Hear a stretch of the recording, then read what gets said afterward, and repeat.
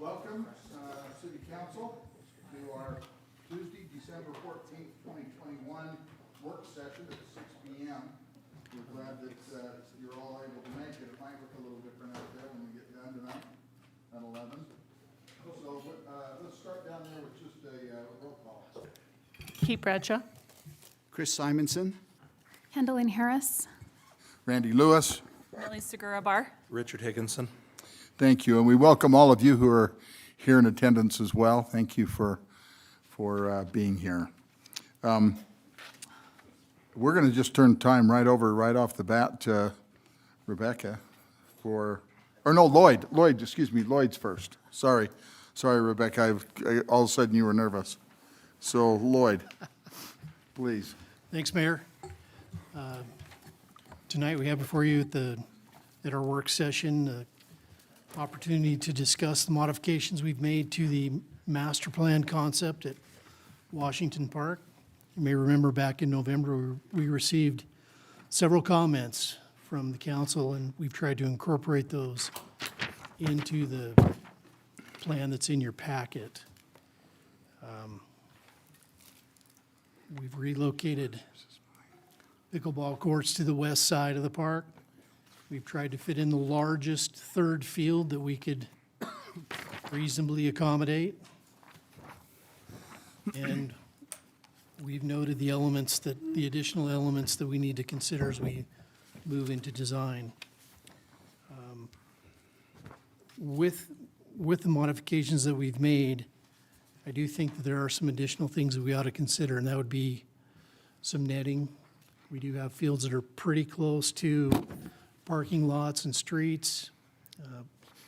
If you've ever had the opportunity to catch a lacrosse ball coming at about 30 or 40 miles an hour, I did that once with my son with a baseball glove, and I missed the web and caught it in the palm, and yeah, they smart. We probably would want to have a little bit of containment on some strategic places. I know there's been a lot of talk about funding, and Gary's graciously included some comments about funding for construction in our budget, $2.5 million. Be happy to entertain any comments that you have about what we have presented or what your desires are to do from this point forward. Please. If I may, I have a quick question. Sure. For field number 7, the smaller field, and on the legend it's noted as number 7, and it says practice field 80% of full field size. Is that 80% of the lacrosse field's size, or? Because when I did that math, it wasn't a standard. It ended up being about 264 by 144 feet. It's about 80% of a football field. Of a football field. So we've maintained the width of a football field, but we've reduced the length to 80%. So what is the exact or approximate measurement? So the east to west width, about 150 feet, so 50 yards.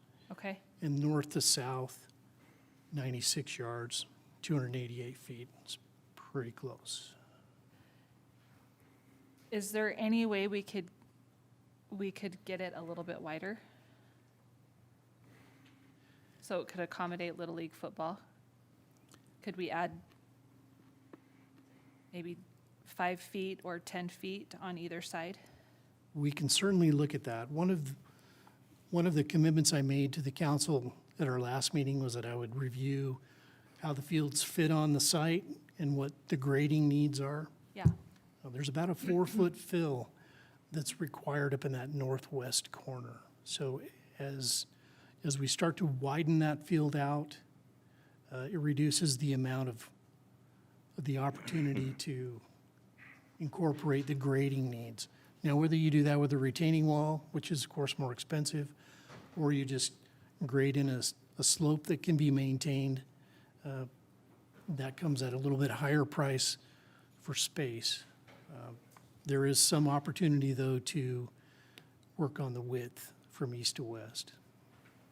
I do think it's important, though, that we maintain good separation between these fields. Right now, just a gut reaction is that they seem kind of tight. And to compress those together, if you have multiple teams practicing together or playing together, they might overlap a little bit once in a while. So what is the distance? Because the two large fields look closer than the smaller field. But I know this isn't to scale. So what is the approximate distance? It's roughly to scale. So, Oh, it is roughly to scale. yes. So each of the lacrosse fields, 180 feet wide, that's 60 yards. They're 330 feet from north to south, that's 110 yards. Those are regulation lacrosse fields.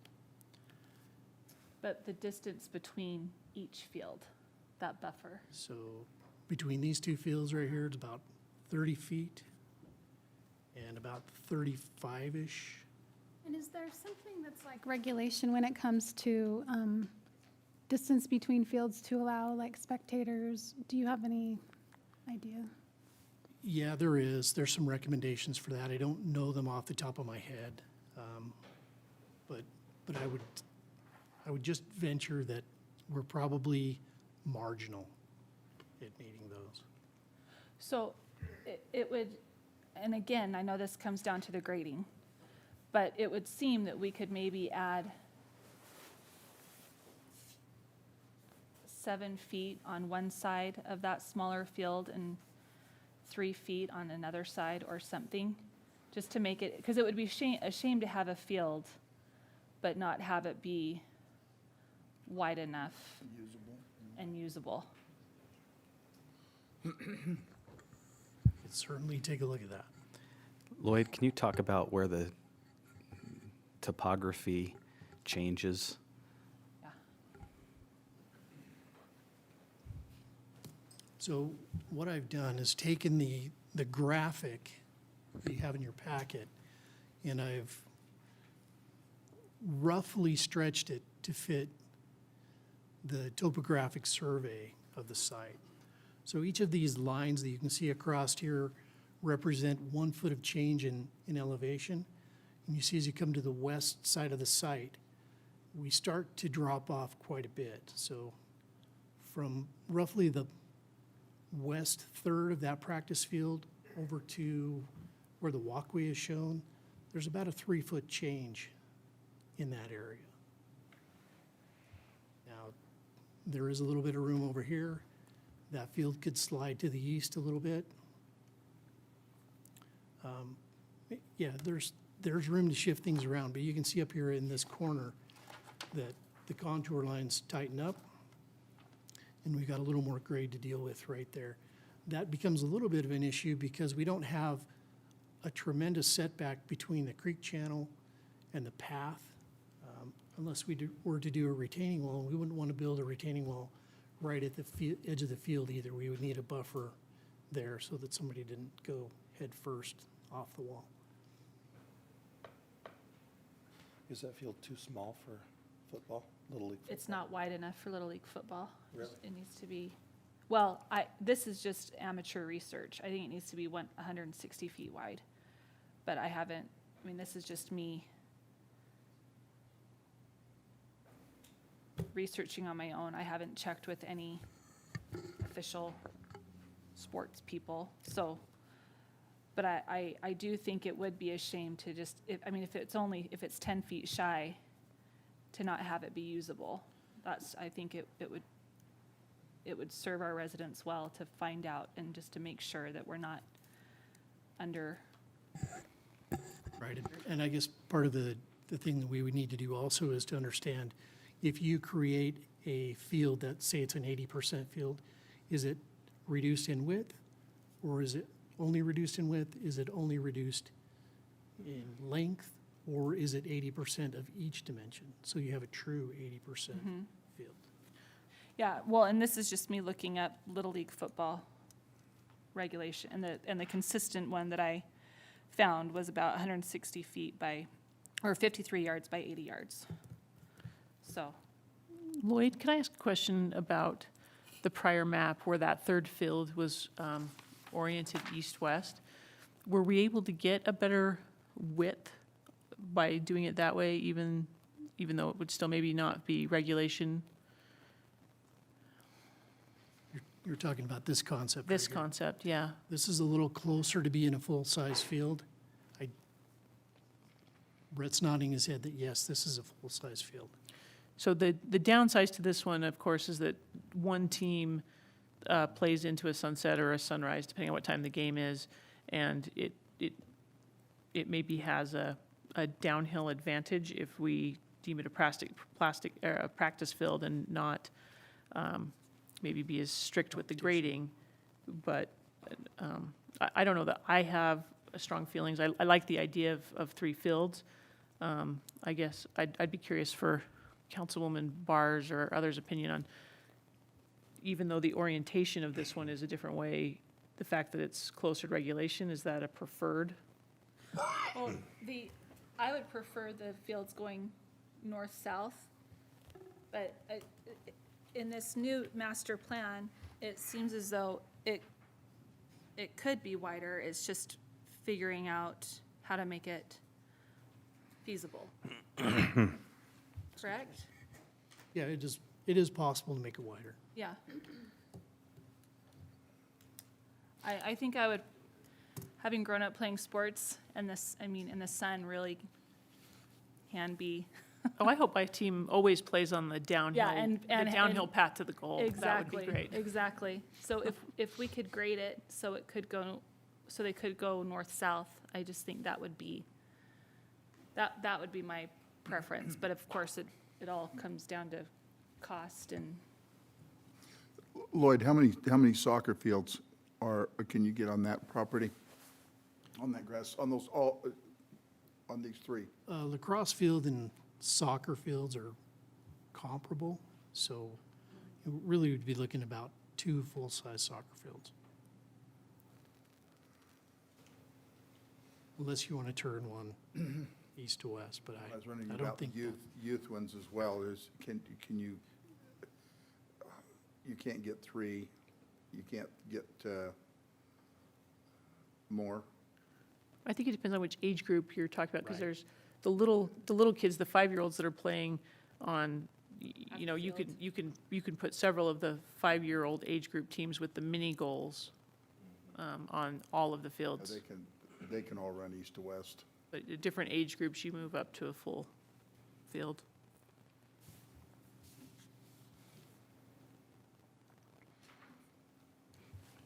So if I can try and maybe summarize what I'm hearing, it's maintain the north-south orientation, but make that third field as wide as we can, which would include likely a retaining wall in one corner, to design it that way. Because I think that's what it's going to require, is what I'm Lloyd, hearing Lloyd say. what's the rough estimate of a cost for the fill, grading, and/or retaining wall to go wider north-south?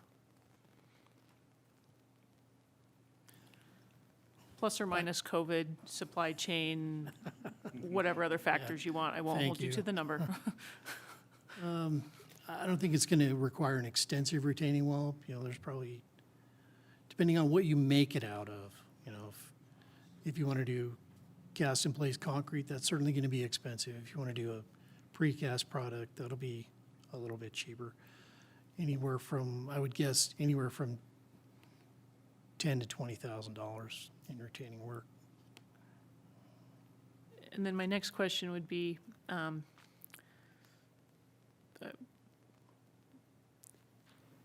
back in the day when I was playing on fields here at the elementary school, you know, trying to save the ball from going out of bounds. I guess I'm curious, how close would you have to put this retaining wall? Because I don't want it that far northwest corner. There isn't a lot of room, and do want us to be cognizant of, someone going for a slide tackle or something like that to save the ball and sliding right off the edge. Well, I think that path is planned at about 10 feet wide, so I think we're showing fairly close to 20 feet from the northwest corner of that field where it is now. If we can massage the path a little bit farther to the north, we can certainly increase that distance. I would put the retaining wall right up against the path rather than right up against the field, just to maximize that distance. So does that mean it would be on the north side of the path? You would build up that corner? Does it need a wall, or could we just shift the dirt to build up that corner to level it out? As spoken from someone who has no background in landscape architecture. By the time you get over to kind of the north side of this tree right here, we're almost at 5 feet in grade differential. So to do a nice slope that Brock could mow, he would need probably 20 feet to really create a slope that he can maintain. Okay. That's going to chew into that setback quite a bit. So I the would retaining wall put the would be- retaining wall on the south side of the South path. side. Sorry, I didn't answer that question. Okay. It may be possible to also grade the path up a little bit too, so that maybe that reduced the height of the retaining. So I think what we could do is design it that way with the retaining wall and get it as wide as we can.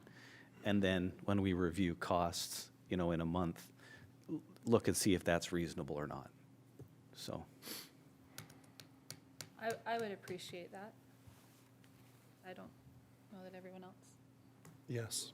Good point.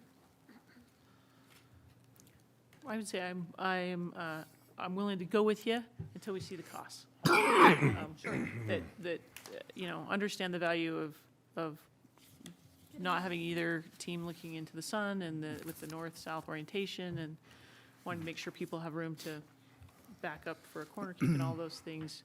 And if possible, that is the preferred, but if we get to a point where we're really too stretched. Any other comments? Any other things? One if I could. Yeah, please. We talked about pushing those, apologize for my scratchy throat. I've got a cold that doesn't make me feel poorly, but it makes me sound terrible. So, talked about pushing those pickleball courts to the west. And even on the revised version here, I think there's room for us to push pickleball courts further west. I think it could free up additional space should we find ourselves in a position to be able to add courts down the road. But anyway, walking path could be oriented maybe between sets of pickleball courts and another set of 4, possibly located to the west of where that south unit is right now.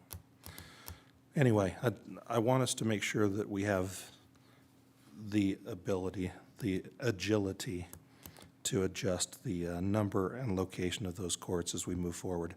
This is great as a working model, but I think, based on what Representative Ward and the group that we've heard from finds fundraising success to be, there's the potential that we could probably add more courts, and I think there's more room there for courts. So, just so that that's out there. Thank you, Richard. Yeah. Anything from you, Gary? Any comments? yeah, I think we'd really like to get feedback before the regular meeting tonight if there are concerns with the master plan that we can address during the work session. So we're being efficient with our time during the regular meeting. So first question is, on the pickleball courts, there was a recommendation to add 4 additional courts for 12. I think, as you heard from Lloyd and from Richard, there's space to do that. I guess there's a question is if you want the master plan to reflect that or not. Just your thoughts right now would be helpful for a discussion. I think it would be ideal. So if our master plan is what is ideal, then that would be, I think that would be ideal. And same with the skate park, you know, if we had an ideal of a skate park of having it be a certain square footage with certain features, but then based on the actual amount of fundraising, if we're not able to accomplish that, or so if what we're doing in approving our master plan is putting out what we consider to be the ideal, then I think we do that. But I don't know if that's tricky with managing expectations. If we have 8 pickleball courts and then we're not able to expand to 12 because we don't have the funds or raise the money. So that's my question, I guess, is if that's what it is what's ideal, then I would like to see that. May I make a comment? Pickleball is the fastest growing sport in America right now, from seniors all the way down to elementary schools. I like the idea of being able to have the space to be able to add pickleball courts as we go, depending upon funding and being able to raise the necessary funds. But I like Richard's idea of being able to have an area that we could expand into in the future if this becomes a possibility.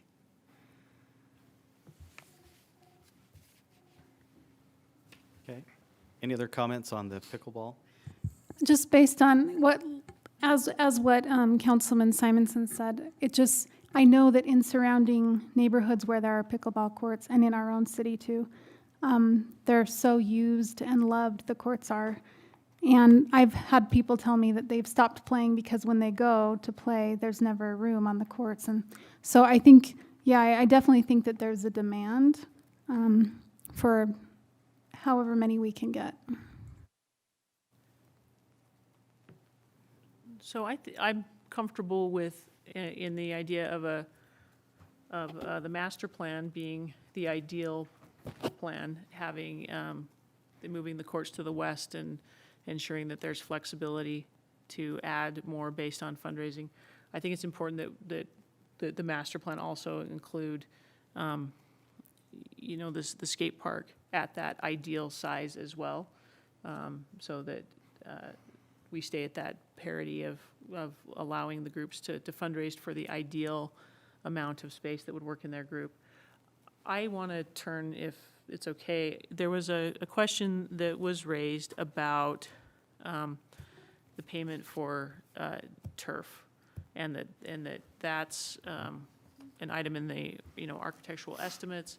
There was a question raised, and I don't know that in our supplemental information that we addressed that component of the interlocal agreement with the school district, and so I wonder if we can also have a discussion about that and any research and feedback that's done, and then also I would like to discuss asphalt versus concrete on the pathways.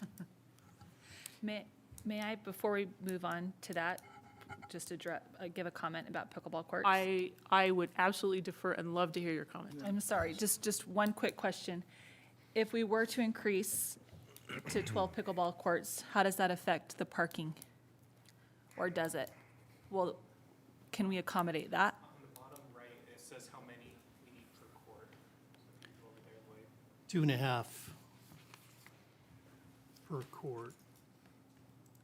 So I'm going to jump to this drawing, and over here on the right, down towards the bottom, you can see pickleball, 2.5 per court, planning on 20 stalls dedicated to pickleball use as shown. So for 12 courts, can we handle that? Yeah, Okay, we could. thank you. Okay, now, thank you, Kate, very much. I So- appreciate that.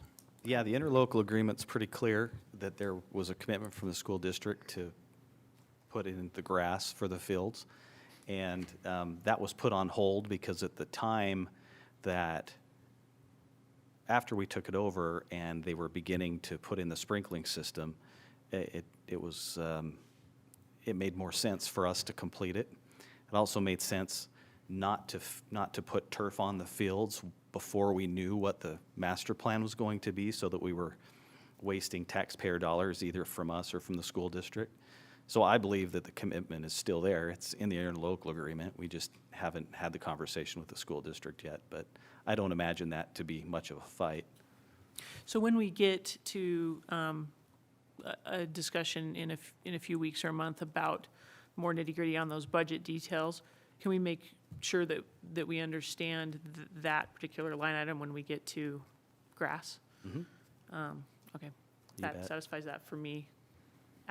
So my next question on asphalt versus the concrete. So in your supplemental response, Lloyd, I appreciated that you did that to help us understand. I was still curious about, since there's pros and cons to the concrete and the asphalt, but one of those pros and cons is the kind of the life expectancy, the use before repavement. What is that lifespan? Because you alluded to it, but would you expect the asphalt would last 2 years or 5 years before you'd start to see the cracking or the settling that would create trip hazards? I would compare the maintenance requirement to an asphalt path to that of a city street. You know, we typically try and give a treatment every 7 to 10 years. So whether it's a seal coat, and some patching, that kind of work. You're going to do ongoing maintenance on those, crack sealing. They're going to have some maintenance issues with them, but a new surface, I would guess every 7 to 10 years would be a good ballpark estimate for that. And that cost would ramp up. So the first 7-year timeframe, a smaller amount of maintenance costs, and then the second 7-year set, it would grow, but you could in theory get into, 3 or so 7-year segments before it needed significant work. Yeah, we'll want to be really sensitive with an asphalt path about where we have trees and, tree roots play havoc with either asphalt or concrete, but particularly with asphalt, they can really make a mess. Lloyd, could I ask you, which would you prefer, asphalt or concrete? Well, I'm kind of a concrete guy, but I know that there are appropriate places for both materials. So it all depends on the need you're trying to address. If you want to create a facility that's inviting for folks who want to come and run and not have to worry about dodging cars or, having a good place, an asphalt path would be a great solution for them. Yeah, it's definitely softer. Sure. And it's easier on the knees.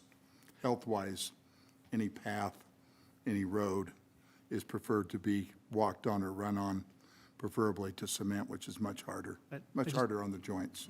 I just want everybody to go into this knowing that each of them are going to have a different set of maintenance needs, and they both come with a little bit of a price tag. Mayor, can I ask Brock a question? Brock, we have asphalt sidewalks at Creekside. What have you seen? Can you go? Sorry to make you get up. No, you're good. What I've seen at Creekside is some of the edges are starting to crumble and break down, so it depends on the base, how the base is built and prepared. So that percentage of compaction that we get underneath, that's going to be a huge determinant on how well they hold up over time. What I'm also seeing is salt does much worse on asphalt than it does on concrete. And I'm assuming, like we do at Creekside, we do plow that, and we have to salt some areas. We don't do it all, but we have to salt some because of the shade and the ice that's built up on some of those areas. It gets used all the time anyway during the winter. Yeah. So salt is an issue on asphalt, more so on concrete. Other than that, we're seeing some cracking, but that can be solved with slurry and those kinds of things. So we just have to be diligent in the way we manage it. Okay, thank you. And I think that conversation, again, could also happen, when we have better cost estimates. So I'm That not was sure. going to be my next question is, can you price both? And there are probably places where we would recommend, concrete and others. I mean, I don't think we would want everything in asphalt, certainly around the playgrounds and some of those other areas. So yeah, we can do that in preparation for the 11th. Any other questions from the council? No, I do have a comment, if I Please. could, Mayor. Please, Richard. Having been around since the demise of the dinosaurs, I remember that Bountiful City had fully funded a skate park back in the early 2000s. And there was a location selected, and then there was a little pushback. And so we decided to take our show on the road, and we went to a number of neighborhoods. And from each of those neighborhoods, we were run off. And pitchforks brandished against us, et cetera. I don't want to have that happen again.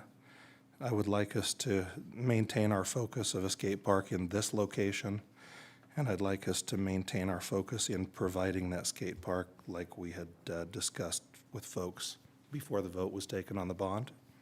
So, just a comment from our past. Thank you, Richard.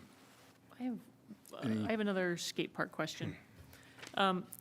Last meeting, Lloyd, you had mentioned in some of the things we ought to add and consider a fence around the skate park. I've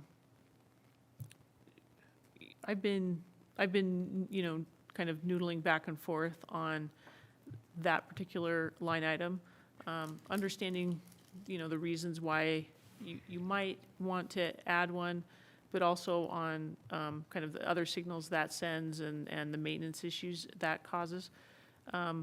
So my request would be when we get that better pricing for the next meeting, I'd like to see that as a standalone line item rather than built into the full skate park cost, so that we can continue to evaluate whether that component is one we want to really do or not.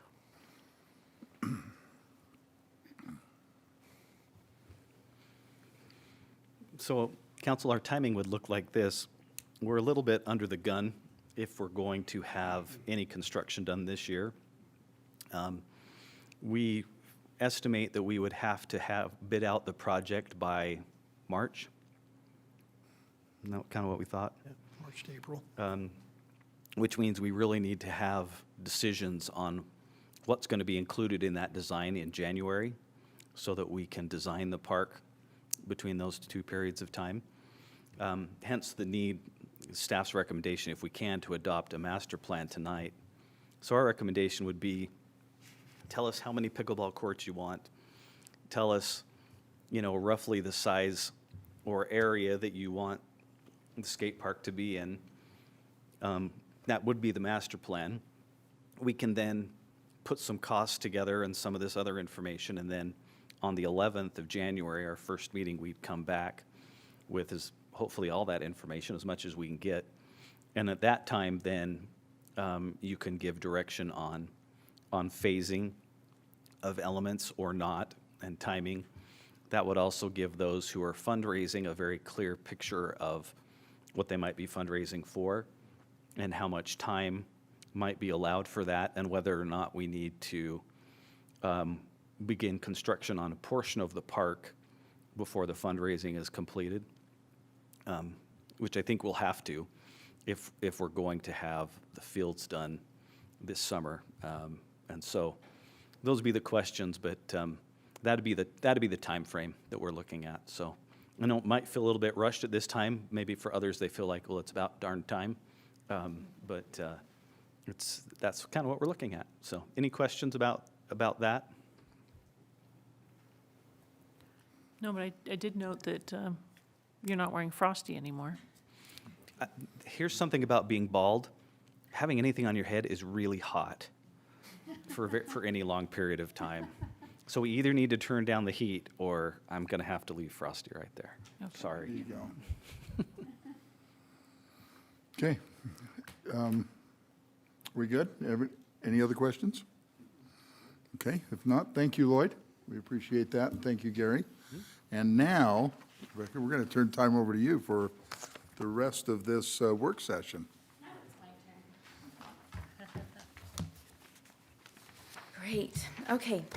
So the first one we're going to look at is the bee sculptures. So this is going back to the idea that was first presented to me when I first came in, that was inspired by the Main Street mice, the mice on Main Street idea that South Carolina had done.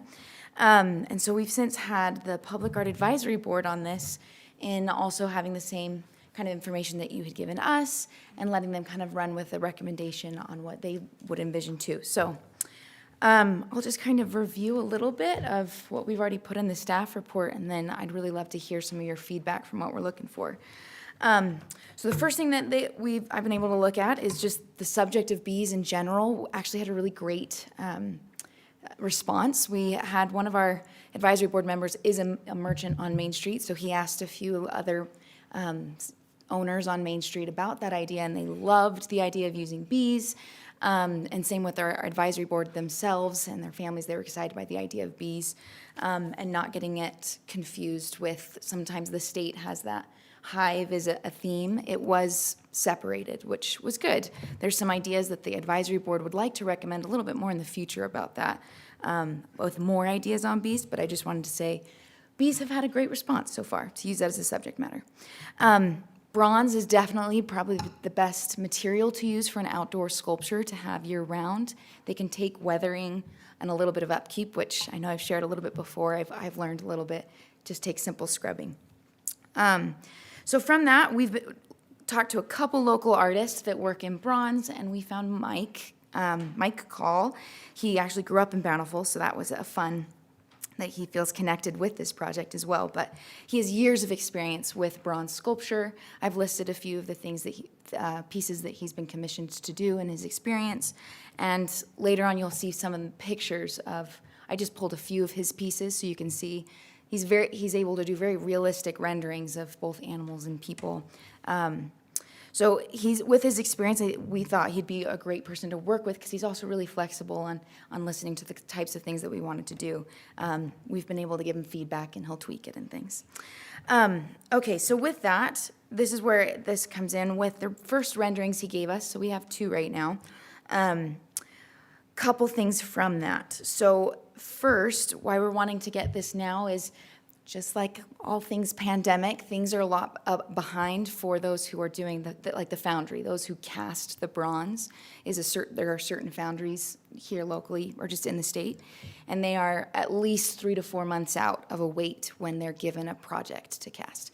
So that with the timing with working with an artist, the hope would be that we'd be able to get an idea of what design we'd like so that Mike Call can work on it this month and get it in soon to a foundry. So that's the goal in mind of why we're bringing it up quick.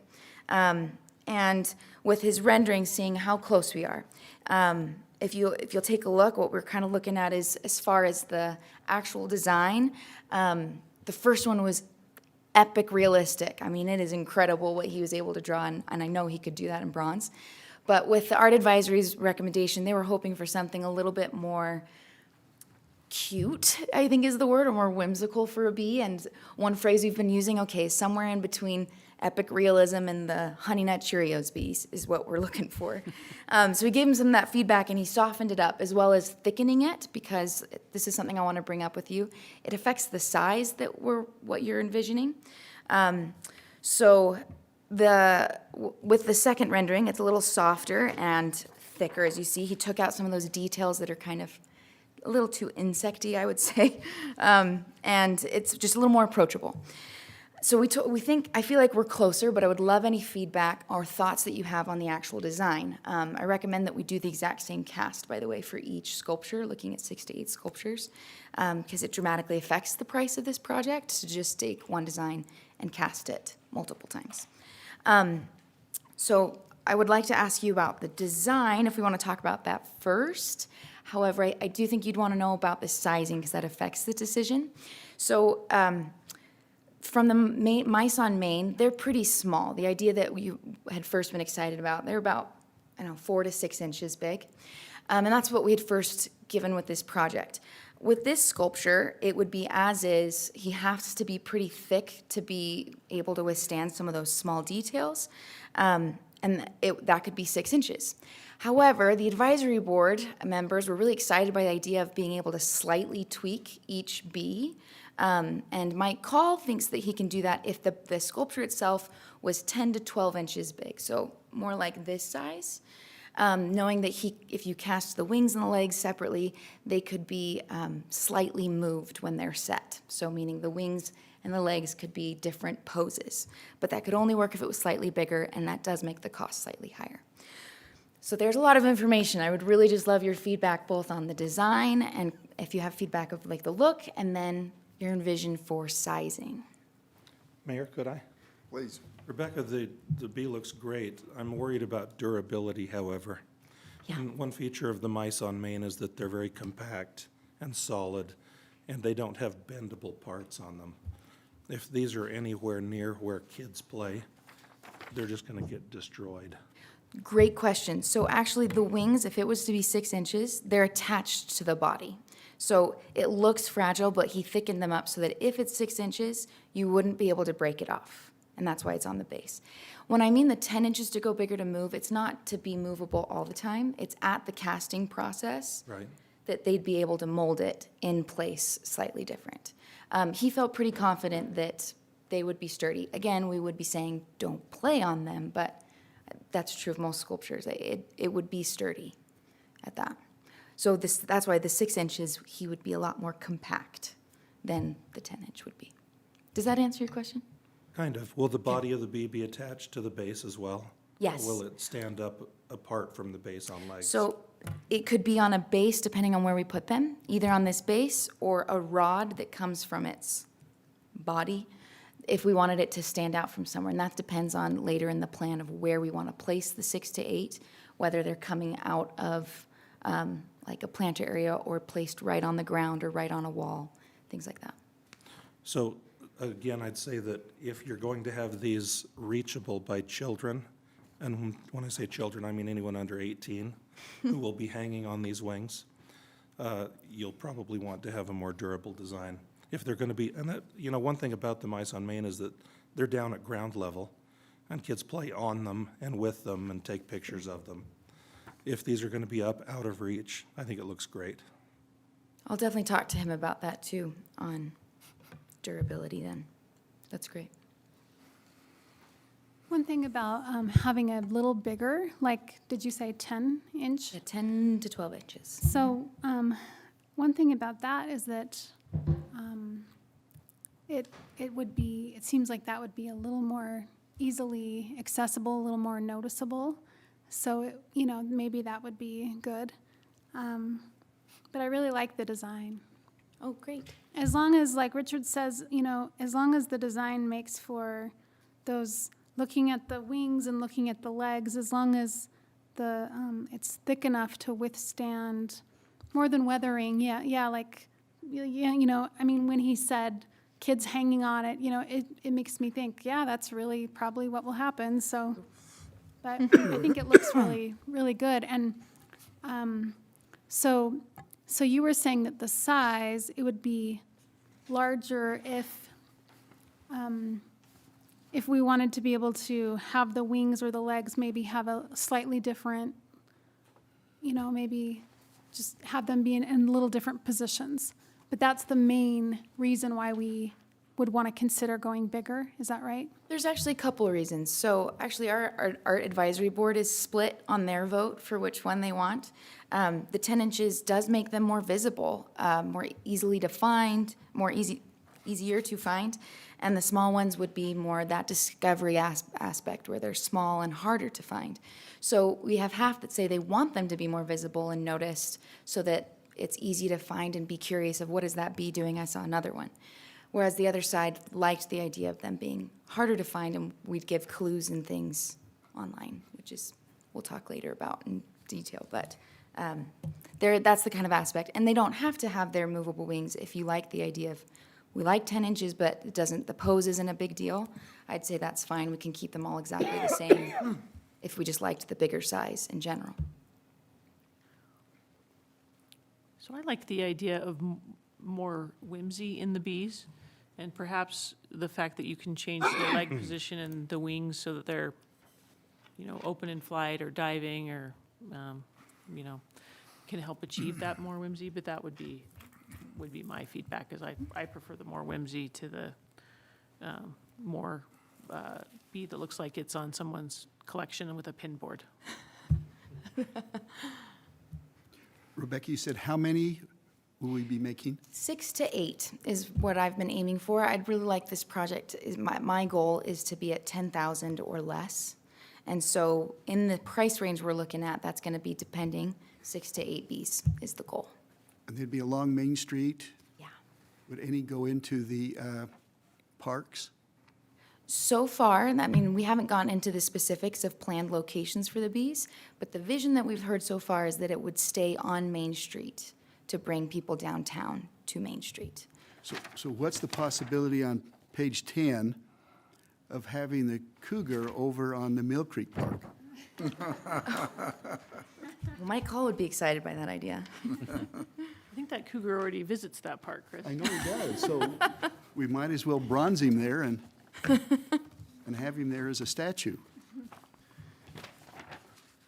So council, just if I may jump in, if that's okay, getting some good feedback, see if we can get maybe a little bit of consensus. I'm hearing softer generally, so question is more whimsical than the bee at the top of the page even? Or is that kind of what you're thinking? You know, Gary, the bee at the bottom of the page with the little prickeries on the top would probably keep my grandson from riding it.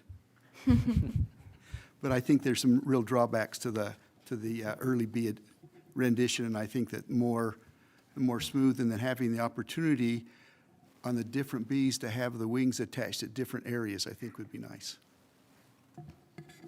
Okay. I'm more whimsy from the top one. Increase the whimsy Increase from the that one. whimsy factor. Council, I'm seeing a couple of nods, 3 nods, 4 nods. I agree with that. Okay. But a big qualifier would be durability. Yeah. So that More was of my a main More of a question. solid, Yeah. a very solid piece that's maybe not up on legs, Or- but is, Or if we go bigger, just put the ones that maybe aren't as durable up high and out of reach, and put the more durable ones, since we do have the flexibility to change the pose somewhat, put those down low, if Interesting that's idea. an option. So that's my only concern. Yeah. But I think it's so fun. Thank you. It is fun. Great. really Oh, fun. I'm glad. and I'm hearing also generally larger, the 10 to 12 inch size, because of the ability to make them look a little bit different from one another. Yeah, Yes? yeah, Don't care, yeah. do care. It's kind of where I've been. And I like the bigger because I think you can increase the whimsy and the durability. So I think bigger wins out for those two other reasons for me. I like the bigger too. There you go. If the durability wasn't part of that, you still like the bigger one, just for the idea of it being bigger. Let me just make sure I understand that right, because he can make some adjustments. Yeah, Well, I'd like the smaller one I myself. like If the it- smaller one. If the durability Okay. were Yeah, not a factor, I think the smaller ones are more fun. because I'm honestly less concerned about the durability with the things he's explained to me on how he can change the design than I would be about getting the size that you would want. I think the thing about smaller is that it's a little less expensive, and so then maybe we could do more. True. Like maybe we could have 8 instead of 6 or whatever, so. If the smaller option can have the different poses and still be durable, I would prefer the smaller. Okay, Giving you enough mixed messages. a little bit. So what size do we mean by smaller? 6 inches Is 6 rather than? versus 10. 6 this, versus 10? 10 to 12, yes. That's, okay. Instead of an right? alien rat. Approximately. Yeah, this versus this. Well, this visual aid was brought to us by Chris. Thank you. Yes. I still like bigger, but I may be in the minority. Well, I'm getting bigger, Bigger. bigger, smaller, smaller, Smaller. smaller. Smaller. Okay. I'll know that at least where we're aiming. My last question actually would be, so I can get an understanding, how close are we with this design for us to be able to give Mike the go-ahead? If we gave him, is it certain, if you, if I told him, can we go slightly softer and more whimsy, is that enough for him to keep going with the rendering? Or do we, and sculpt so he can get it to the foundry soon? Or do we need to circle back and look at one more rendering design together? Maybe just email us. Get another one and email us. Don't wait for a meeting. Okay, How do you feel about that? Gary, how to, Sounds good. And then we'll just gauge based on the individual feedback if we need to bring it back to the group or not. Sounds good. okay, Yeah, that helps. That's good. We can move forward. Saving time. Okay, great. All right, I'll move to our next point, yes? Yes. Okay. All right, this next one is the, oh, let me mix up my pages here. Oh, yes, okay, so this is just a follow-up from the last time, too. I reported on inside these chamber for the entrance walls here. So the one on the right, I'll call it, as you walk in, when I say right, I'm talking about that side, and as you walk in, left is that side. Okay, so you'll kind of see the renderings. There's 3 images. The first one we'll talk about is the one on the left. This is from, as you've said, the historic documents of Bountiful, and having the sign of In God We Trust somewhere on there is like a collage in a way, is some of the words I had heard. So here I've found actually some really cool documents looking from our original records from the city, some handwritten minutes and the ordinances written. It's been really, really cool to see the beginnings of our city. So from that, there's 4 listed. One is the first ordinance of Bountiful, which is about the seal of Bountiful. Another document that is the second ordinance of Bountiful, but it was about the frequency of city council meetings, which has since changed a bunch, but it was fun to see. Another one are just the first recorded minutes in general of that meeting, seeing someone write the handwriting really fast. And the next one is just the first written ledger of Bountiful. So these are all from the late 1800s that we have the original documents here at City Hall that we'd scan, print, and frame on that side. And in the center, the earliest map I've been able to find of Bountiful, since we talked about kind of an artistic rendering, we found the earliest one we could find is from an irrigation map of Bountiful in 1929. And it just shows the different plat maps a little bit and some of the city roads that were established. There is one more image I have in the 30s of an aerial photo of Bountiful, but the Bountiful irrigation one's the one you see in the rendering. It's pretty small once it printed, but it's pretty cool to see where all of those homes and things were built in that kind of aerial map plot. So that would be in the center. Above it is the sign of In God We Trust. Found an artist who does laser cut signs in a silver color to kind of go with the theme of the room that we're in, and in 2 lines and underlined all in caps right above it. And that's on the left wall, and that one's about, 30 inches wide. So a little wider than the biggest photo in the center. And that one's stacked just because if you look on the right, I was hoping to have kind of a similitude of how things were mapped out. So you kind of have one centered up at the top in all the frames. On the right, we're hoping to have something centered, which is the logo at the top, and then all of the plaques of our city council, our current city council members. So that one would love to hear if you have a choice on color for the logo. From Alpha Graphics, cost is the exact same, so it's just by look. If the logo in grayscale, which goes, I think, a little bit with the coloring of the room, or if you want the actual coloring of the blue and green logo of Bountiful. And that is on the right side. The plaques are already actually going forward in that production with Bountiful trophies. He's been great. And they're 8 by 10, just to give you a size reference. That logo is a little under 3 feet, I believe. I put the inches on there. So, kind of just would love to hear any feedback from looking at those renderings and your choice on the logo. Why don't you pass those down? My first question is, could we not do vinyl? Is there an option to maybe do a laser? We could. It just increases price, but we can. And I have a contact that can. Went with vinyl grayscale because it would go pretty flat on the wall and blend in, but we could make it very similar to the other sign. It would just change price. By about how much do we think? So from right now, that's $150 with vinyl. We'd be in the hundreds. I didn't get an exact quote, but having laser cut wood would jump in price. I can get the exact if that's what our dream is. Rebecca and council, I know that most of us have talked with Chris, who prefers to have In God We Trust. I think, Chris, that's just right here? Right here above us. There has been some concern that that might be in our face, people's face, that we have it out there, which I don't have a problem with it. I think you've done a really nice collage of those things out there. I certainly do not have a problem with In God We Trust being anywhere, and including here. I mean, we say prayers at every meeting. We have the temple on the hill behind us, and I don't have a problem, one problem, with having In God We Trust where it can be seen more readily from the audience that are here. So that's Okay. my statement on it. Can I jump in, Mr. Mayor? Please. Rebecca, thanks again. I feel like we're putting you through the ringer tonight, and I apologize. great. We are. It's good for you. So on historical documents, my personal preference would be to have included in these historical documents the cover or the front page of the Declaration of Independence and the Constitution as well. Okay. I don't know if we can, if there's a vote that needs to be taken or if the council's comfortable with that.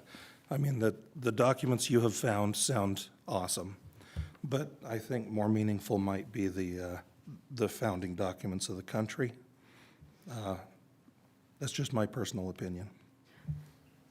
That's great. I would love to hear opinions. I think that's everything of art is opinions and trying to find that common ground.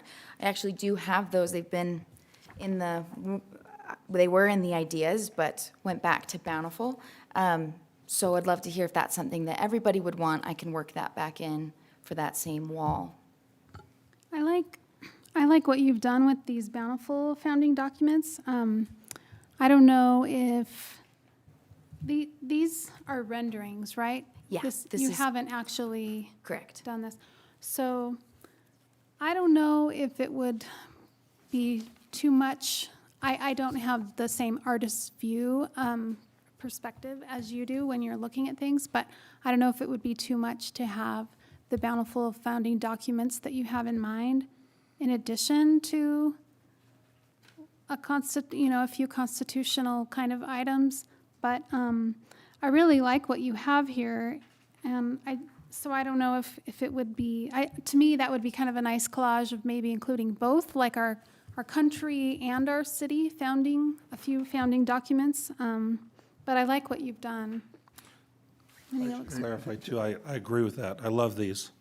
But in I addition. don't want to replace those with the others, but potentially add. I support Richard and I think in our original discussions, what Richard just said was one of the things that I thought was kind of assumed at the end of that discussion is that they would be on the wall. Am I wrong about that, Richard? No, I think that was part of the I think that was part of the discussion that we had. So the question I would give to the rest of the council here is, would you give direction to Rebecca to use what she has done in addition to those things that Richard has mentioned specifically? Okay. I'd be happy to give some feedback. I love the founding documents that you found. I'm happy to include the items in addition. I think these are, I'm excited to see them up close. Question about the Water District plat map versus the aerial photo. I like the idea of the plat map better than the aerial photo, just because it's earlier, and I think because the others appear to be handwritten from your description.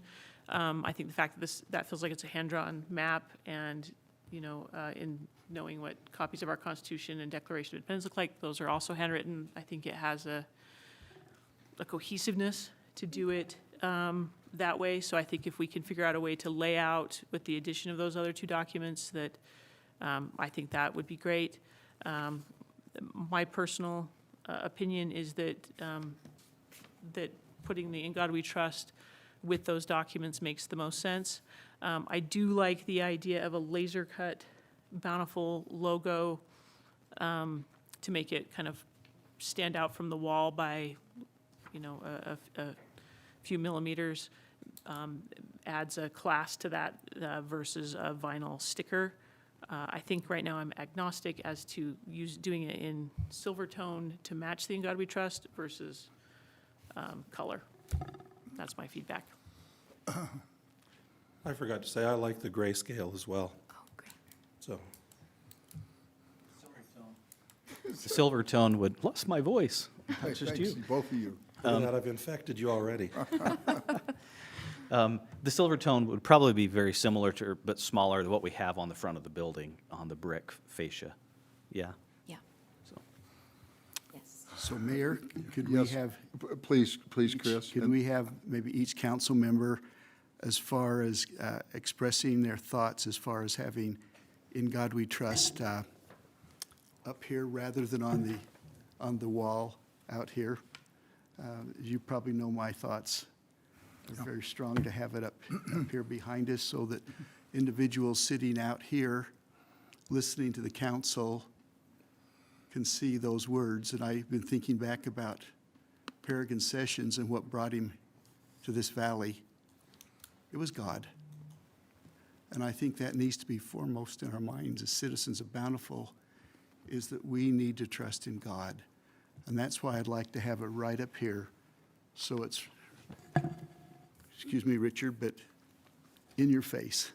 I would like to see it right there. So as we sit in this chamber right here and we're looking that way, we're going over decisions and we're having comments from the city and from some citizens in the city, that it will stay foremost in our mind that God is foremost in our mind. Thank you, but I'd like if we could have each of the council comment, please, as to whether or not they'd like to have it up here. Please, and we'll start right here with Kate. Well, we need to be brief because we need to start our meeting. Oh.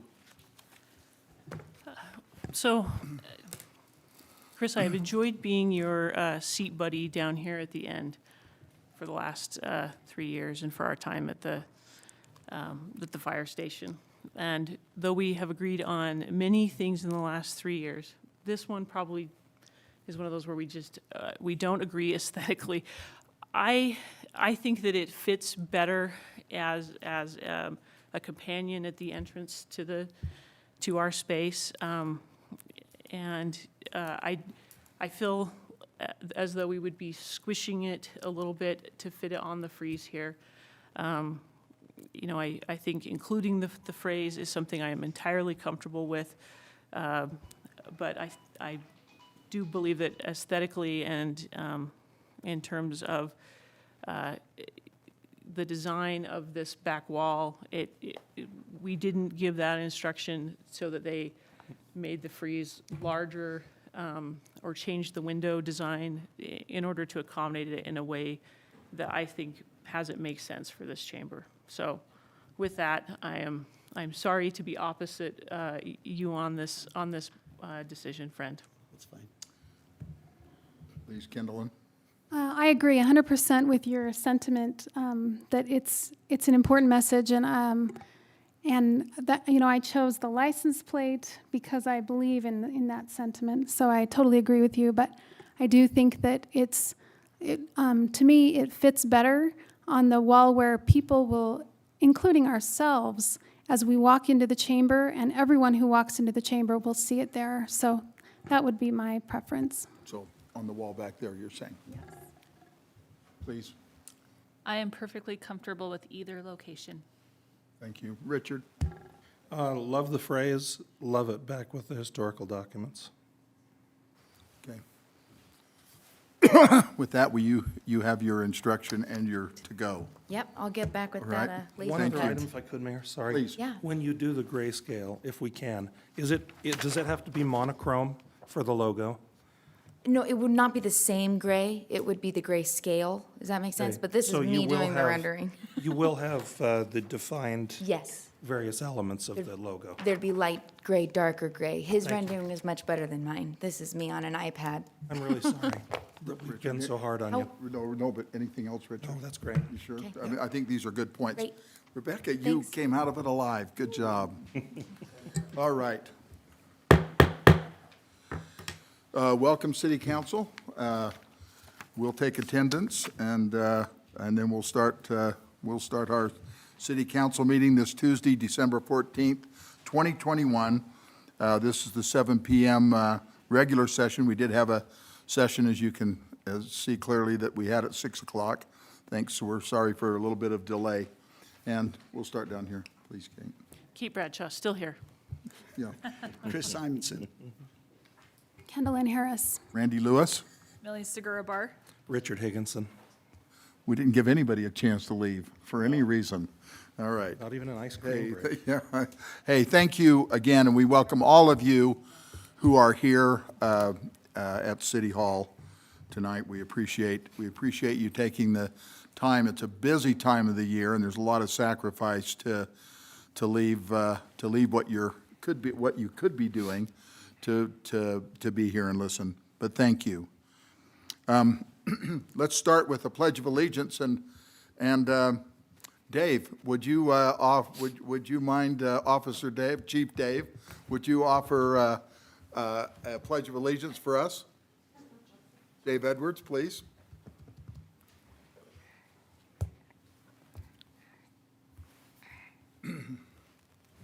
Everyone, you stand, please. I pledge allegiance to the flag of the United States of America and to the republic for which it stands, one nation, under God, indivisible, with liberty and justice for all. Thanks, Dave. I got your attention, Chief.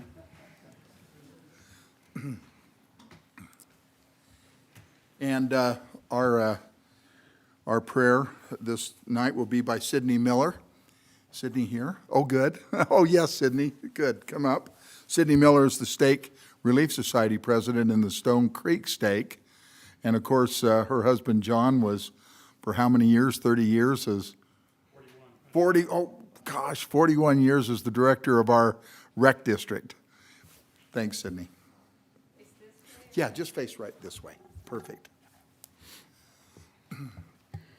Our Father in heaven, we are so grateful, Heavenly Father, for this opportunity to meet here as a city council to discuss the things that are best for the city of Bountiful. We're grateful for this city, for all those who participate and who sacrifice and who work so hard to make it as beautiful as it is. We're thankful for Mayor Lewis for all he has done for us for the past 8 years, and we're thankful for Mayor Harris and for her when she starts in January. And please bless that there'll be a smooth, everything will turn over smoothly. And we're thankful, Heavenly Father, for the moisture that we're receiving. We're grateful for the friendliness that we have in our city. And please bless that as things proceed tonight, that they will have peace and be able to make the wisest decisions. And we are grateful again for all that we have for this beautiful time of year, and please bless us with the peace of the Savior as we go throughout from day to day in this time of year. Again, bless us that we'll have thy Spirit here, that we'll be able to make the wise and correct decisions that are best, and we say these things in the name of Jesus Christ. Amen. Amen. Thank you, Sister Miller, for that prayer. It's beautiful. A city of friendliness is not a bad motto for Bountiful. Indeed. All right, public comment time. We have now 10 minutes of public comment, and up to 2 minutes per individual. If you'd come forward, give your name and your address, would really appreciate it. And the time is now yours. Please, Richard.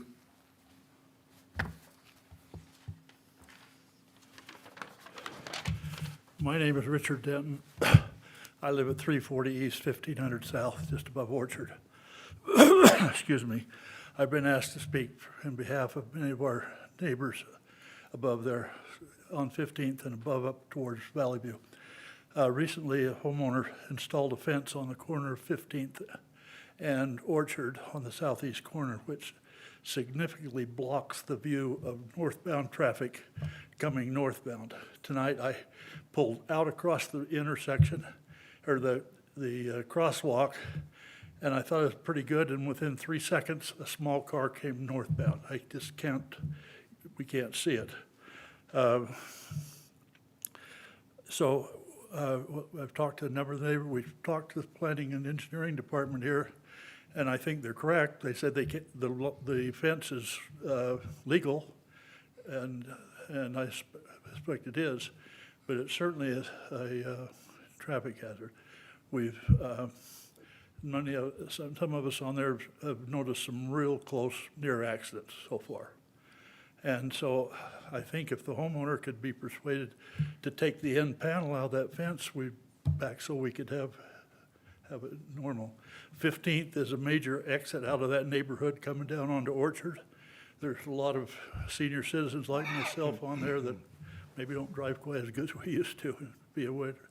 So I would just ask the city if something could more be done than that to alleviate that situation. I've lived here since 1976. Bountiful's my home, raised my family here. It's a great place. I appreciate you all. Thank you. Thanks, Richard. Please. Our legislator. Oh. Yeah, hey. So, hey, Ray, thanks for your comments. So I'm not really your legislator. I'm just a pickleball player who's very happy with the last map that came out. And so I just want to tell the council and staff especially thank you for all of their work. I think it goes to show that an iterative process, where you try something and get the feedback and try something and get the feedback is a really a good way to go about it. So thank you for that. I mean, if there could be a map where there is potential later on for other courts to be added, even if there's not funds for it right now, if they turn out really well, then that would be something that would be nice to be added on. I have prepared one more map that I want to pass out to you. If the council wants to go really big, and I will tell you the map is a joke so that nobody gets too mad at me, I have a map here that on this site you can fit 150 pickleball courts. Oh, my gosh. I would take you more seriously if you would have brought a racket. Thanks, Ray. Thank you very much. Thank you. Anyone else for public comment? That's great. Okay, so Alex Densley, 443 Jerry Drive. Since I was sat here through your planning commission and there was no public comment to be able to discuss the master plan, and having attended all three of those meetings, just two quick little notes that just kind of came out of it. One is, and this is something I mentioned and was probably in the notes there at those meetings as well, as we go through this master plan, the park, it was kind of mentioned a little bit here, if it's possible to have, like, when you guys are going through this, a note or something at the top of that master plan, like ideal, is kind of what was mentioned a little bit earlier, just so that people don't get mistaken as like, oh, this is what we are getting for X amount of dollars. I know that there have been mentions in the last discussion when the original plans were brought up, of, okay, it's $3-point-something million, our budget was X. So just something there, just so that there isn't any kind of misconstruing there. Two, I'd like to see, if possible, as was mentioned kind of in the second half of it there, for potential for expansion for your pickleball courts or skate park or whatever else, if there can be a second map that just kind of shows like, hey, a funding or future possibilities, just so that people can kind of see what the park's potential is if things have to be cut. And the third and final thing, being the black sheep of all this, not a pickleball player, not a skateboard person. However, I would just like to mention it as a concerned citizen that when we passed this bond, it wasn't a guarantee for any of these things. It wasn't a guarantee that you're going to get a skate park, you're going to get your 16 pickleball courts or anything there. That I would like to make sure that we just have the infrastructure so that if we have to cut these things, that we have the infrastructure there, that then it could be built as phases, as I don't want to see our city spending millions of dollars or hundreds of thousands of dollars extra as we sat in this room earlier this year, finding out that we're getting our taxes raised because of all the spending we had done in the past 6 to 8 years. Thank you so much. Thanks. Anyone else invited to come up? Okay, well, that'll be the conclusion of our comment period. Thank you for those who came forward. It's always a little hard to do that, I think, and you were brave. Good job. Consider the approval of minutes from the meetings held on November 9th. There were 2 meetings, and the 16th of November as well, 2021. Any corrections or additions that you're aware of from the council? None. If not, then I would look for a motion. Motion to approve the minutes of November 9th, both meetings, and the 16th. I'll second that. Okay, I think we have Kendallin for a second. All in favor? Aye. Any opposed? Thank you. Council reports. Richard? Nothing this evening, thank you, except that I'll be leaving at 8 o'clock to go to California. Okay, so we're going to be efficient tonight. I love that. Mayor, how can you tell if a person's from California? I'm not, tell me. Oh, don't worry, they'll tell you. Again and again and again. This is really good. Sorry.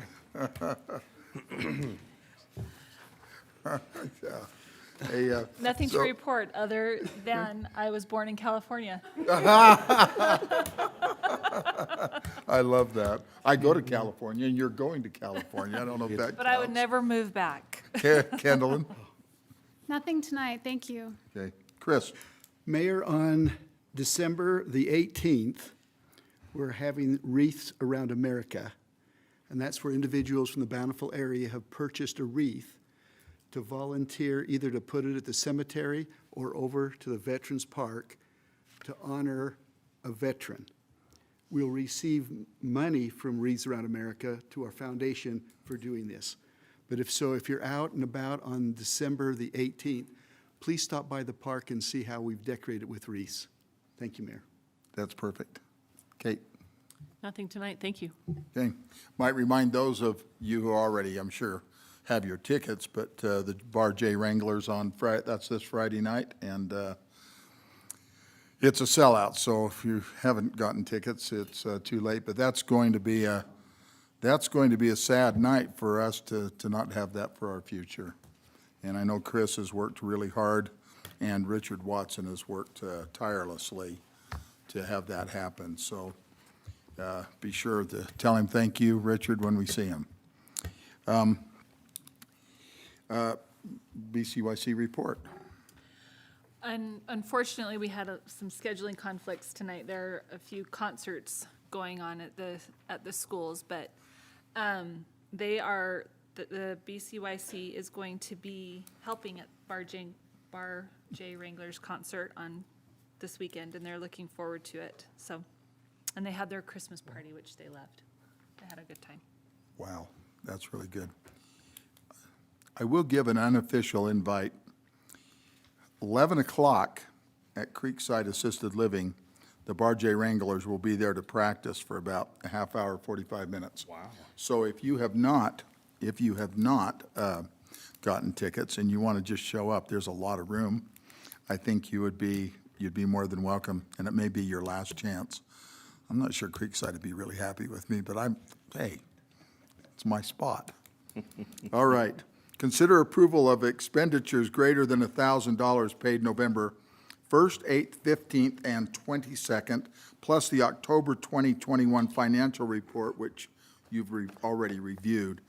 Are there any considerations that you need to speak to from the council?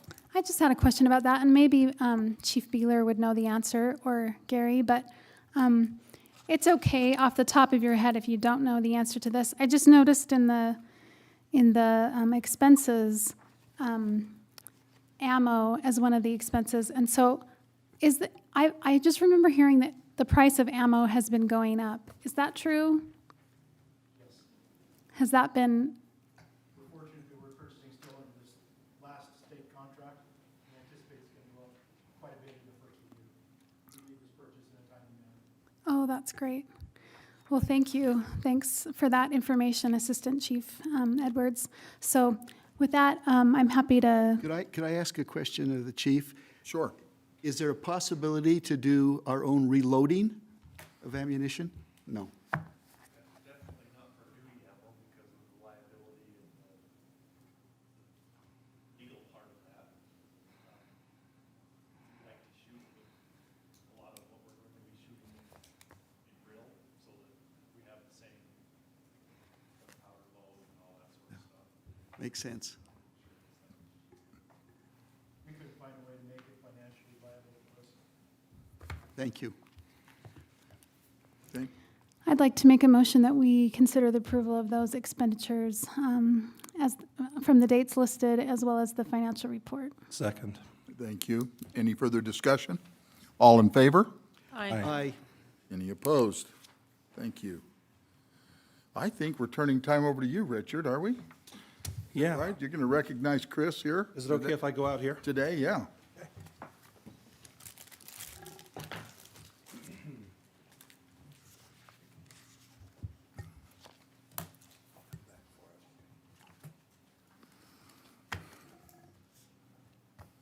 This is kind of a dangerous thing because now I get to talk about some men that I really like and maybe have a chance to embarrass them as well.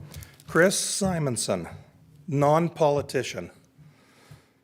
Chris, I appreciate the fact that you got elected to the council and you have not one day pretended to be anything other than you are. And that's just a really solid guy with good judgment and a good head on your shoulders. It has been a pleasure to serve with you. I know that you have won some awards during your time on the council. I think Best Deer Farmer in Bountiful is one of the awards that you won. You consistently have the largest herd of deer in town, so we want to congratulate you on that. Even though you only served one term at your own, in your own decision, Chris, I want to say that you are definitely not a one-hit wonder. You've been here for the renovation of this building, for the completion of the town square, for the completion of Creekside Park even, and a lot of other projects. And we really appreciate you having been involved with those. Of course, the crown jewel, I should mention as well your work with the Community Service Council, because that's another good group of just really solid people. And your representation of them here and your giving them access to this meeting and a voice in this meeting has been excellent. Everything you've done with dignity and class, just like you've done things your whole life. The crown jewel, of course, is the Veterans Park just here to the north of us. Your leadership on that, I don't know how calculated that was when you ran for office, but if it was, great. I mean, it's such a gem for the city, and the way that you and the group board of directors went about that has just been stellar. So thank you for bringing that. Thank you for your service on the council. It would have been great to have you longer, but we just want to show a little bit of appreciation to you today, and that and let you know that we do appreciate you and the kind of man you are and the kind of council member you have been. So, Chris Simonson, folks.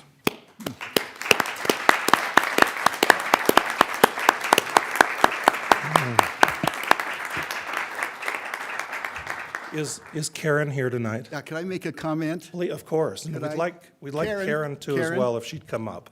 Karen, please come up. There she is. Karen and I, back in the 70s, when I'd graduated from my residency program, wanted to live in a city where we could raise our children. I was born and raised in Brigham City, Utah. Karen was born and raised in Level, Wyoming. And we were looking for a city.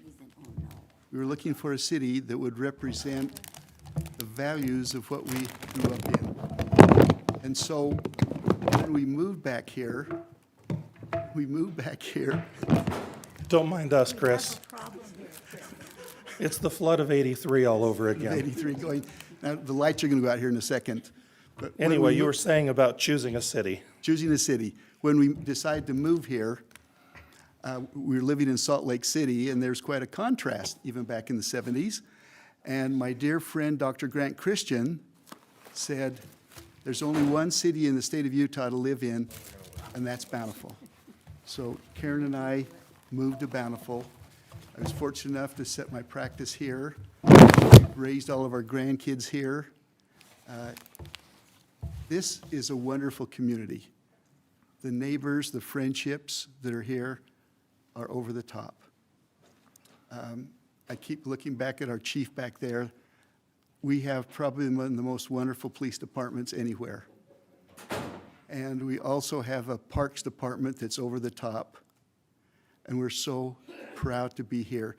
even having to put up with Richard for 4 years and some of the stunts he pulled. We appreciate him, and I just thank Bountiful for the opportunity I had to be able to serve on this council, and for the wonderful council members, staff. You're wonderful. We love this city, and we're planning on being buried here. Thank you. And we hope that the car show and those other things that you're involved with so intimately can continue and to bless the city as well. Karen, now that you have dried off the podium here and saved me no embarrassment, but at least damage, would you be willing to say a few words? Well, I don't want to talk to them, I'll talk to these people. Please. These are the people that come to city council. I think that, I think you should come all the time to city council, because that's the only way you can keep their feet to the fire. And I think it's important. When I was young with young kids, I didn't even vote. I'm so ashamed to say. But as I've gotten older and I realized how important it is to be a part of the community and to vote for who you want for your mayor, for your city council, for the President of the United States, for whatever you can vote for. You need to be doing that, and I'm doing that now. But I wish that I had had more sense when I was younger, that I really made a difference, because I didn't know I did. And I think a lot of people don't know they make a difference, but you do. And Chris has done this city council thing because he really wanted to be a part of the community and to keep Bountiful a good place to raise children. And we've raised our children here. All grandchildren are all here. We have a little question right now going on with some of the things that are being taught in the school. And I'm going to be listening to that. And I hope that all you parents and grandparents don't just say, well, that's somebody else's job. There's things being taught in our school and things being brought in that shouldn't be taught, because that's not the kind of people we are. We can be inclusive in some ways and not inclusive in others. And you have to be aware of what's going on in your own community and your own homes and what's being taught to your children. Chris has a good business head on him. He's a doctor, but he ran his own practice, where a lot of doctors, they'll take care of the patient, but they don't know what's going on in their practice. But he's got a good business head on him, and that's why it worked for him to be here. And I didn't have a whole lot to do with it. Fed him and had him some clean socks, and there you go. He's practiced here for 50 years, and so he's a part of this community. You both are. Yeah. Thanks, Karen.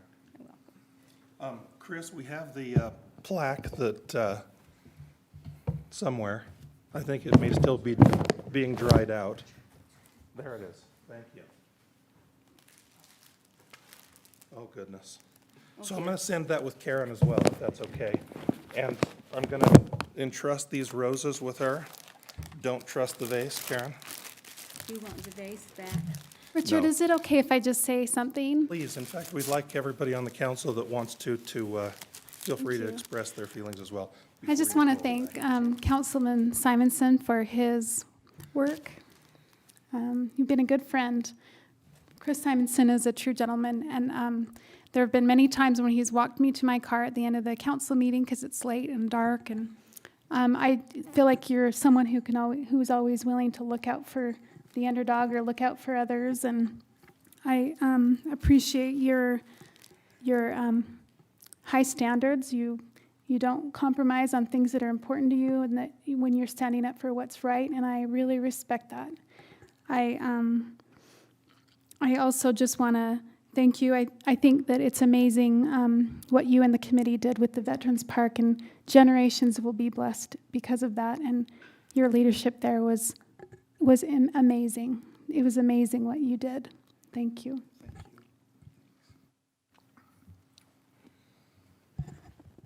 That's enough. Oh, no. Oh, no. Oh, no, it's not. You know, Chris, long before I knew you as a council colleague, I knew you as car show Chris, because much like I know the Simonson children have long been voluntold what their car show assignment would be, my siblings and I have also been voluntold what our car show assignments would be. And yes, and so that was where I first got to know you and recognize your dedication to our community. So I knew that about you and about your dedication to, the children in particular of this community, because of the decades of time you have put into that car show, and the number of free hours you have wrangled from your children to help make that event go on, and other people's children. And so it has been an honor to serve alongside you, to share this end of the dais where we could consult and have discussions as meetings have gone on. And so I know that you won't be a stranger, because I am confident I will soon be receiving my voluntold assignments for next year's car show. Perfect. Well, when I think of Chris Simonson, you can't think and imagine Chris Simonson without smiling, because you always have a smile on your face, and you know it's sincere, because you are truly one of the most sincere people I have met, and I appreciate that you are steadfast in your convictions and your example to our community. And if I may get a little personal. Please. My husband grew up in Bountiful, and Chris was his dentist. And your influence played in his decision to go to dental school, which has had a lasting impact on our family. Very cool. And I don't think you realize how wide your wake is and how much influence you have given to so many, for so many good reason, good ventures, and just good all the way around. So I appreciate you personally for the influence you had on my husband as a young boy, and professionally for the way that you have carried yourself as a councilman. And I'm so grateful that I can call you a colleague. So thank you so much to you and to Karen. Absolutely. For your time. Thank you.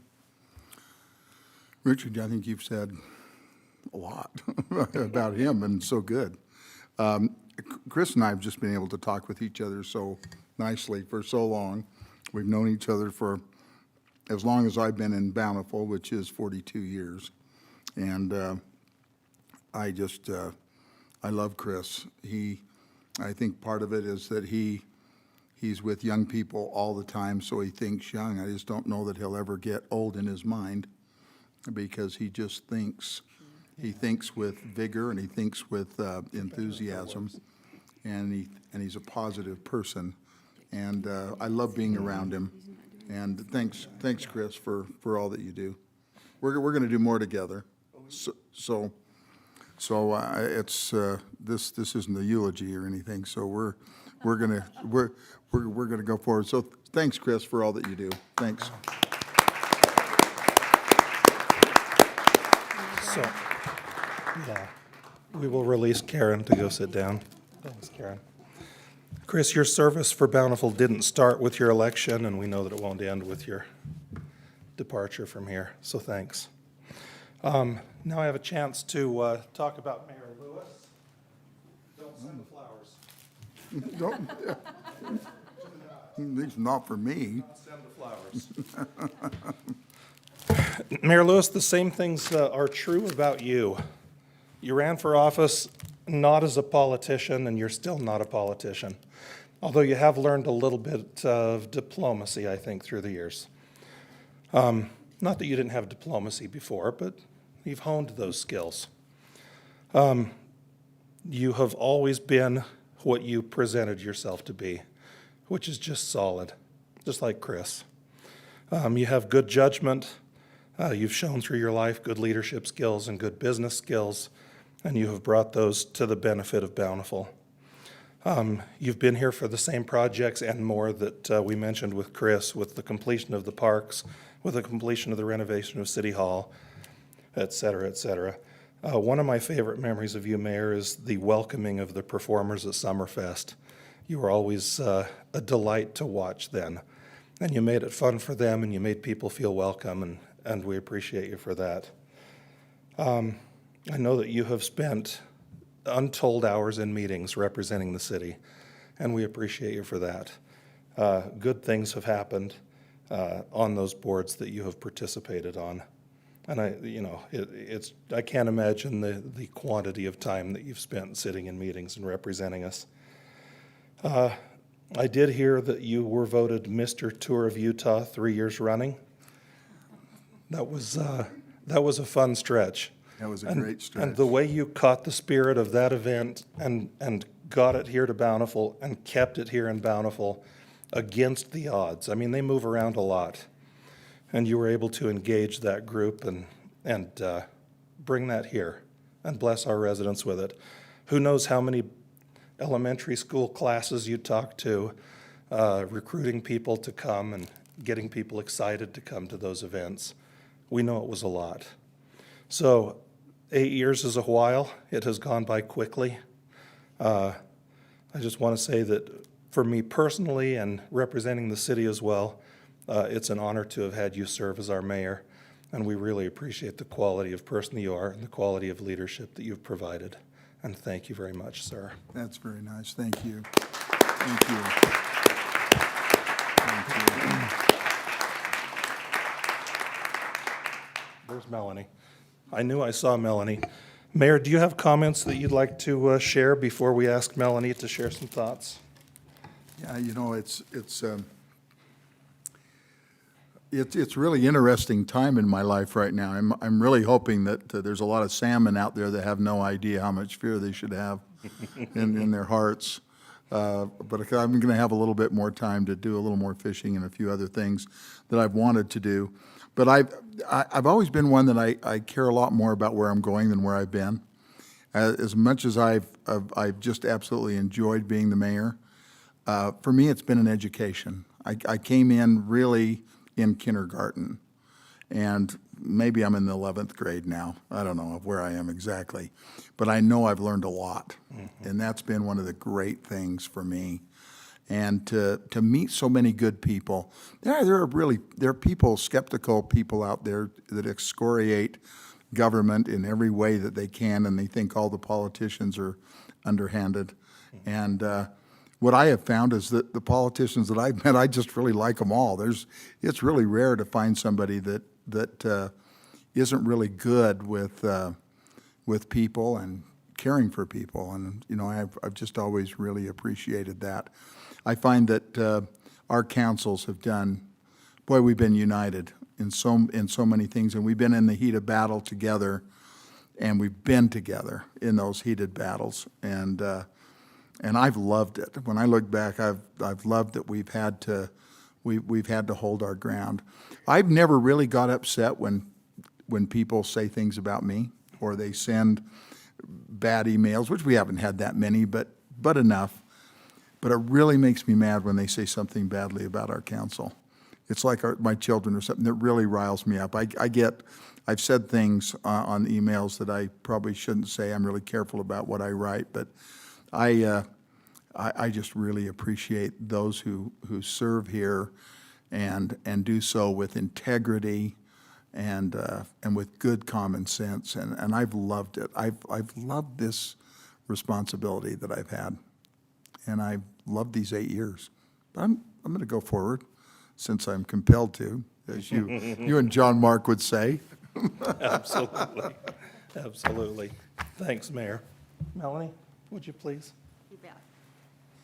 Well, I actually have really wanted to come and say a few words. I've had a lot of thoughts going through my mind, so I hope I can get them out. And if I'm not too coherent, these are the points I'd like to make. I'd like to really thank Chris Simonson.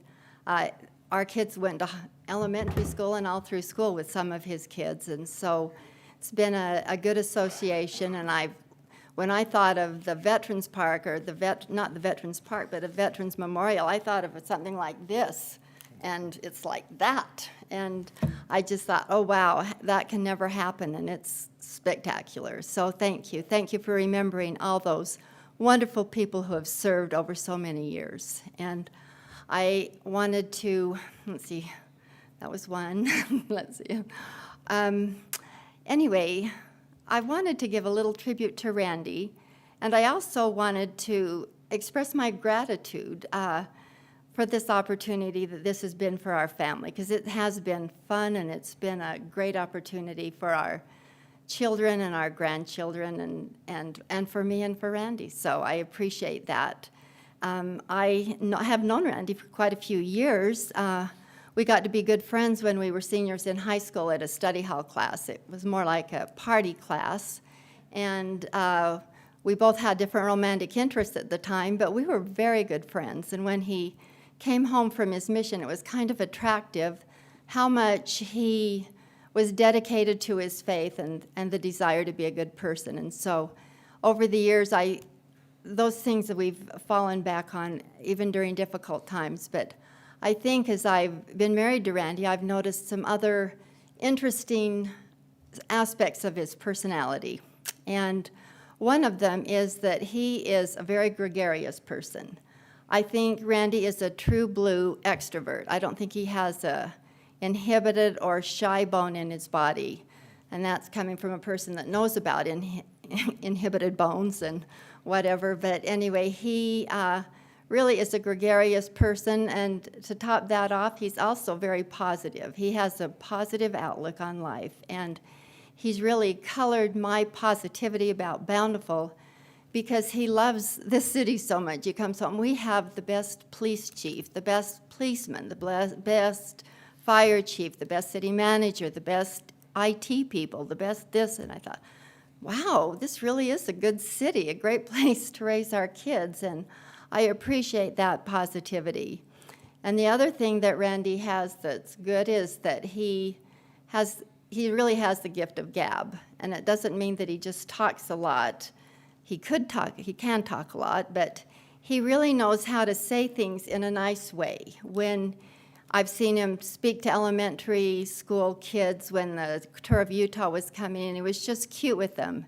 And he knows how to answer people. He can think on his feet. When recently he went to my granddaughter Caroline's school class, and one of the kids during the class asked him, they said, "Are you rich?"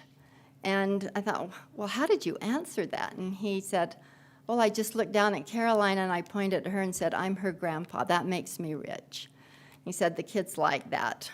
And they wanted his autograph, so that's pretty nice. And so it's been good. Even his positivity when we have difficult times, he'll say, Melanie, this will be okay. We can get through this. And I believe him. And I think he's a person that gets things done, and he works well with people. The mayors, we had a little get-together with the mayors and all the people that are the county commissioners and so forth. We always have this Christmas party, and 9 of the mayors are quitting or leaving. Not quitting, but well, I guess they are quitting. Anyway, they, I think without exception, expressed how much they've loved working with each other and how much they would miss each other. And when Randy said people are generally good, I felt that way. And in all his activities over the years that we've been blessed to do, we've just been blessed knowing good people. When we moved to Bountiful, one of our neighbors, Don Wortley, who was kind of a mentor for Randy and really a good friend, he said, in your dealings with others, try to always have it be a win-win situation. You don't have to hurt others for you to get ahead or be the boss or whatever. And I just think that's a philosophy that Randy has had, and he works well with people. So I give him that commendment that I think, what a nice job. I think Bountiful's been a sparkling city, and I've loved the things that have happened in Bountiful while he's been the mayor. And I know it's a long list of mayors. Recently, I think it was George Fidel that spoke at Veterans Day, but he's 100 years old, and he was a previous mayor of Bountiful. He was giving us the history from Brigham Young. It was pretty interesting, and I just thought Bountiful's been built on good leadership, and I think Randy's right in there with it. So that's my tribute to my husband, and fortunately for me, he doesn't have to run every 4 years to be my husband. He doesn't have to run every 4 years to be the father of 6 nice children and their nice spouses and 18 pretty spectacular grandchildren. So we appreciate this opportunity. It's been a blessing for our family, and we thank all of you. That's what I wanted to say. Don't go away yet. Love you, Melanie, thank you. Randy and Melanie, I want to say too that it's impressive to me how much you have involved your family in this process, both with conferences, with, various city activities. It's just always nice to see Lewis is showing up to support the two of you. Oh, That's a pretty cool family dynamic. Thank you. So thanks. Appreciate it. So there's this. Let me get some flowers for you. Maybe I should have a little carry those out. Oh, that was gorgeous. Thank you. Don't trust the race. Don't trust me. So council members, Oh, if any of you would like to say anything about Mayor Lewis. Oh, let me show this too. So, Mayor, this is a list of all of the hateful emails you've received over the course of your tenure. I'm going to go home and read that tonight, Richard. So, Shauna has kept newspaper clippings Gosh. and details about the activities that have gone on in the city since you've been mayor. And that's what's in here. And I flipped through a few pages and it's awesome. So anyway, I'll deliver that to you, and we'll invite members of the council to share their thoughts on you as well. I'd like to say a few words. Thank you, Mayor Lewis, for your leadership. You've been a good friend, and even before the campaign, but over the course of the campaign as well, I kept hearing a lot of good things about you and people that you're very well loved, as you know. Of course, your family, but many, many friends and people that, you've been a beloved church leader. You've served this community in many ways. And I personally appreciate your friendship and your help, truly. And also, I just have to say, one of Randy's great strengths is he has a gift for memorization, and he can tell a story. He's great. He's such a great storyteller. So that's one thing I've really enjoyed as well. Thanks, Kendall. Thank you. That's enough. I think the meeting's going to go forward. Could I just say one quick thing? Please. And it won't be more than a minute. We've known Randy and Melanie since we all kind of moved here at the same time. Our kids ran and played together, and we've been involved with their family, and they are just wonderful.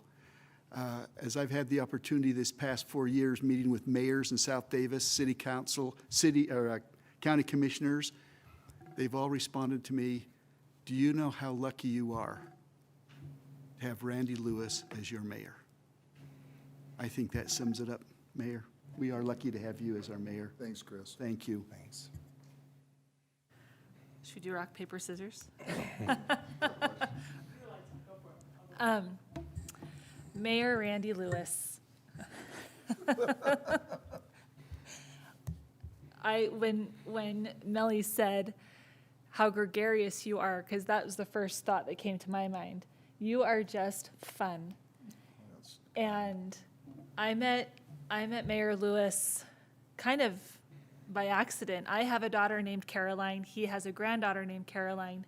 And they were in the same dance class about 5 years ago. And I instantly fell in love with the Lewis family. And Randy has cheered me on. And Randy is someone you want in your corner. His character is constant. What you see is what you get. I appreciate your directness, and I appreciate, you are the same person with everybody you meet. And that is a hard quality to find. And I feel like those type of people are the people who are full of integrity and love. And I'm grateful that you have shared your time and your love with Bountiful for so long.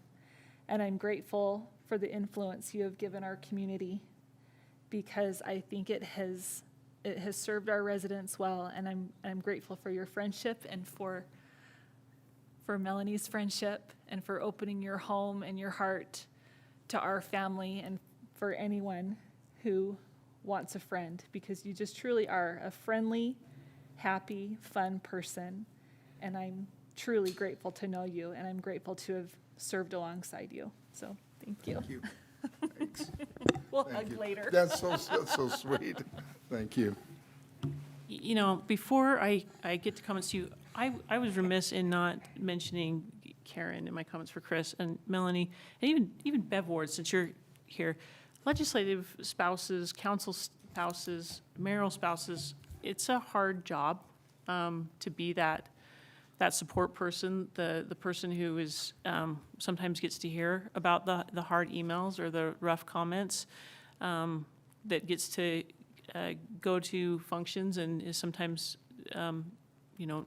the person that is not engaged at the table because it's the elected person who gets engaged in the conversations. And none of us could do these parts up here without that absolute support team. So no one that serves in these spots doesn't understand what it takes to have a life partner that is part of that team. So I felt like I was remiss in not mentioning that to Karen and to you, Melanie, and by extension, since you're here, Bev, you too. Randy, I haven't known you as long as some of the others. It was more when I joined the council that we got to know each other. I have enjoyed some of the same things in getting to know you that some of the others have mentioned. I remembered a very down day about this time last year as my family was struggling through COVID, and you used your ability to memorize and share your love of fishing and stories to cheer me up on that really hard day, as I had lost people, and I really appreciated that you were able to take that day and help turn that around for me by repeating that long poem and sharing your love of fishing and helping just lift me up that day. And I don't know that I've ever thanked you for that, but let me do so now, and that I have appreciated that. And of course, what Richard always says about, you're not actually leaving, and we know where to find you to draft you into the many good things that we still need to do and move forward for Bountiful. And so I hope that association will continue. Thank you. Perfect. It's very, Thanks for this opportunity, and thanks again to both of you. Hey, that's very kind. Thanks. Thanks, Chris. Thank you, Chris. That's very kind.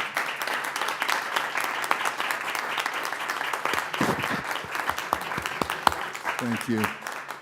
Very kind. Okay. We're going to move on, but we're going to have to be quick, too. I think Richard's got to catch a plane here pretty soon, so Yeah. we're gonna excuse him when he needs to go, Richard. Thank you for that. You sneak out, and we'll wish you well on your trip. Let me just say that the reason that I'm flying tonight and didn't drive this morning with the rest of my family is because of you two. Oh, So I wanted Wow. to be here for this, wow, Richard. sincerely.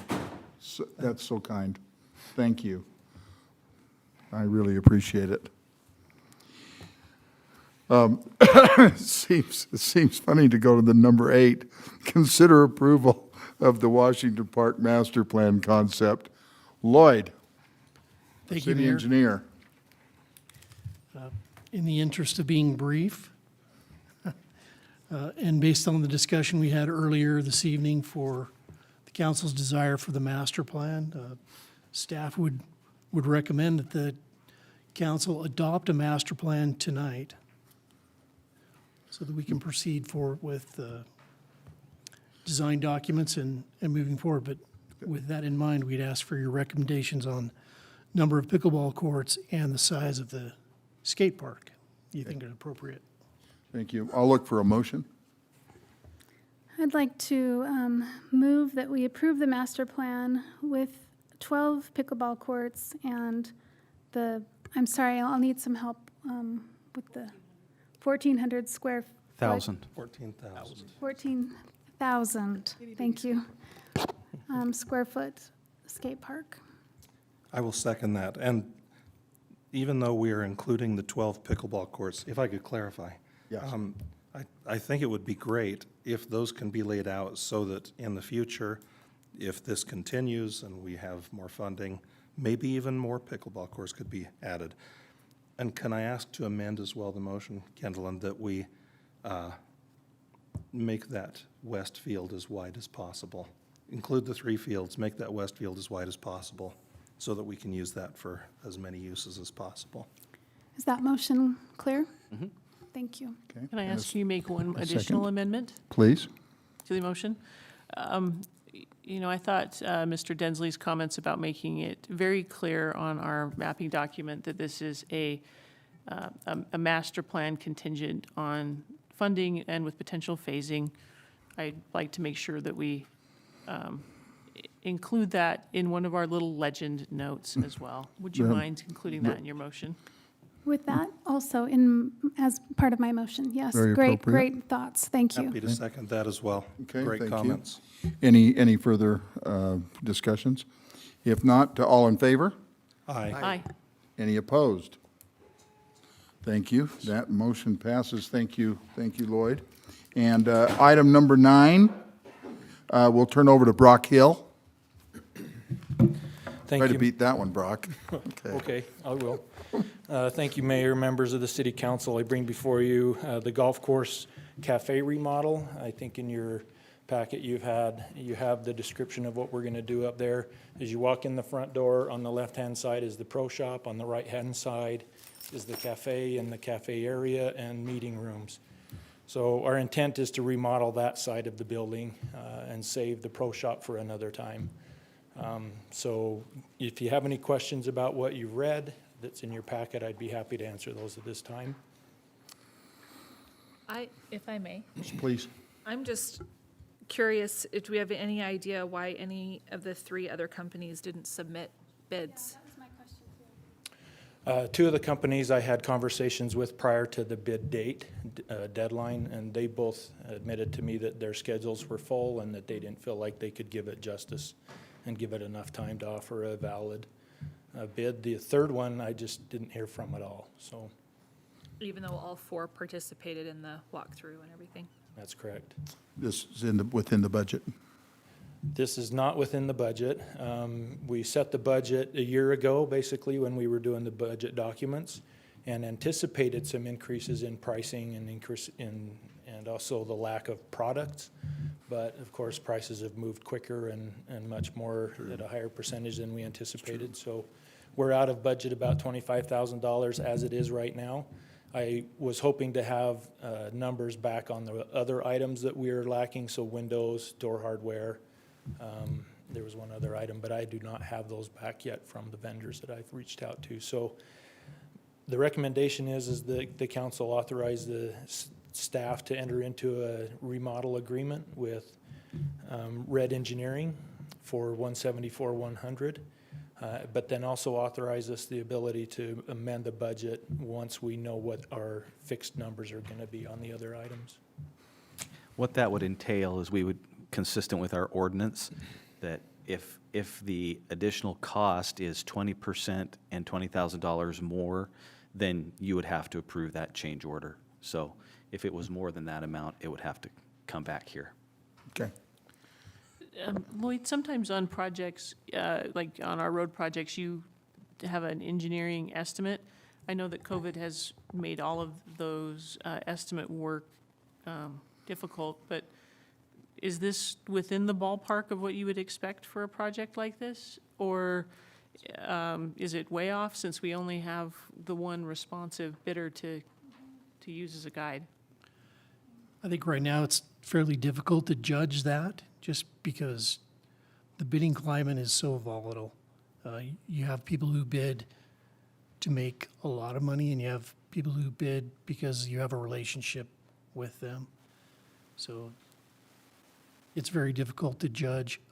Frankly, I'm not surprised that this is where we're at with the price, and maybe that we're pretty lucky that it's not higher, significantly higher. So Lloyd, are you comfortable with the amount?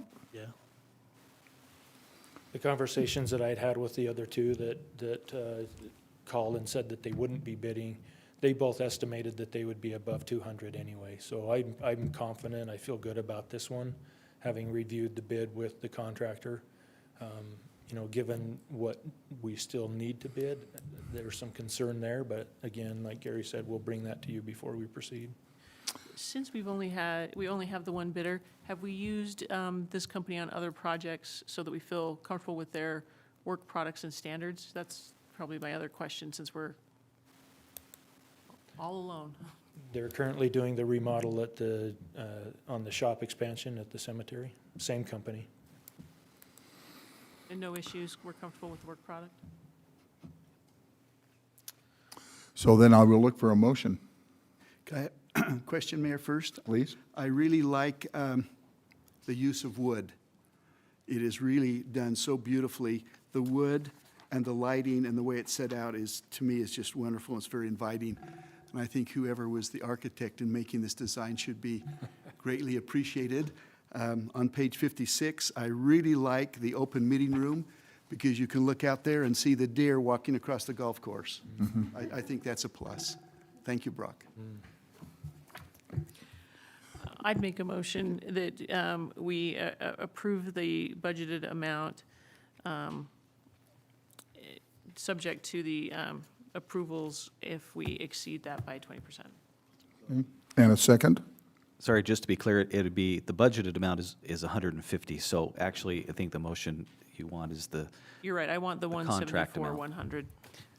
great, and then I think we understand the rest of the motion, so. Okay, I'll second that. okay, thank you. Any further discussion? All in favor? Aye. Any opposed? Thank you. Thank you. Thanks, Brock. And Chief Edwards.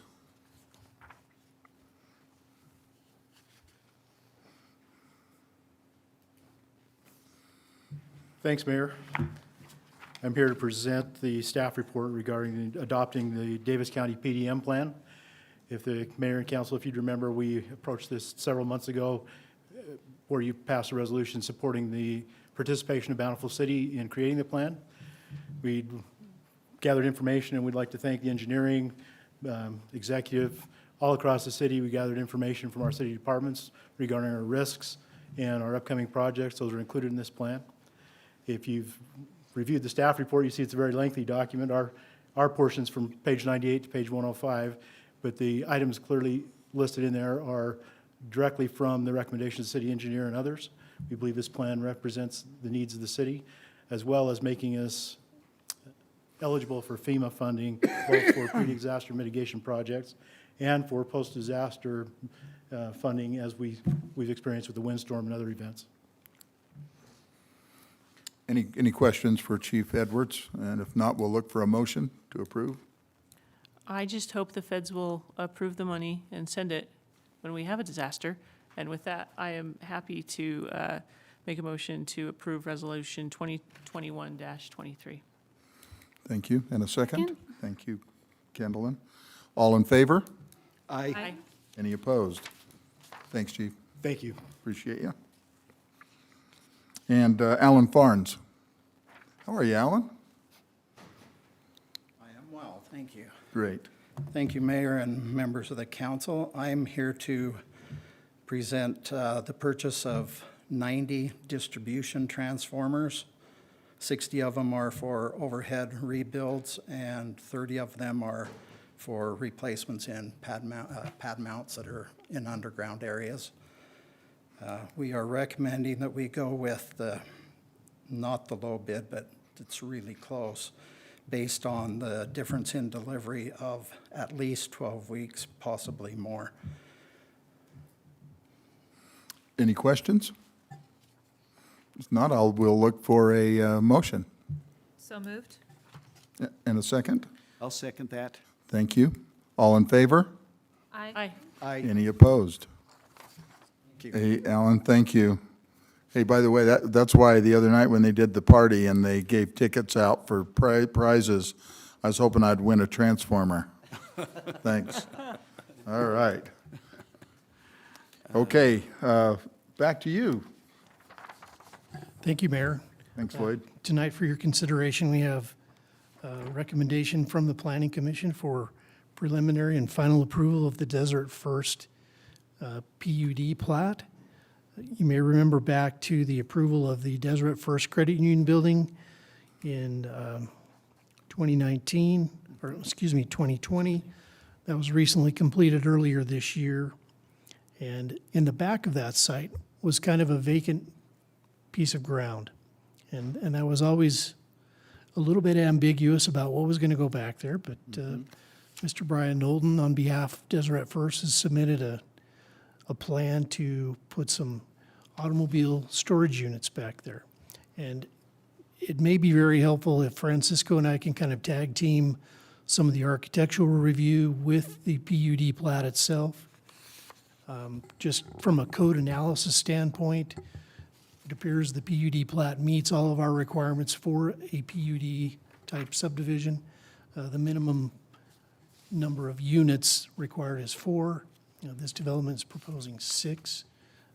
The overall lot is 1 acre, which greatly exceeds the minimum requirement of a half an acre. There's plenty of frontage.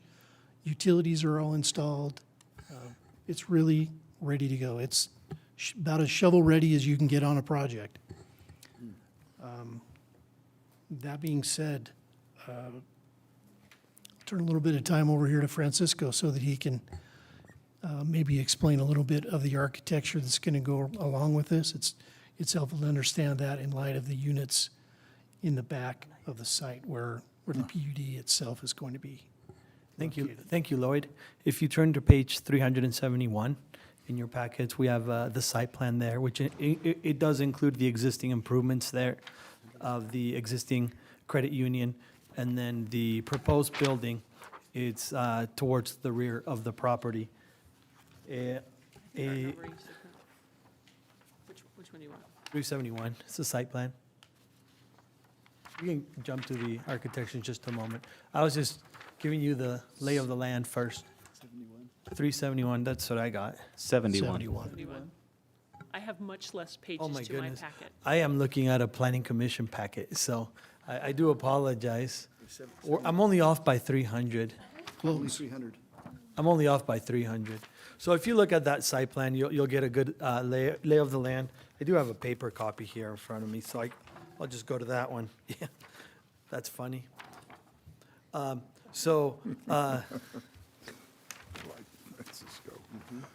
The proposed use of the rear portion of the site, it's an indoor vehicle storage, which the land use code outlines that specific use as a permitted use, not a conditional use and not a prohibited use.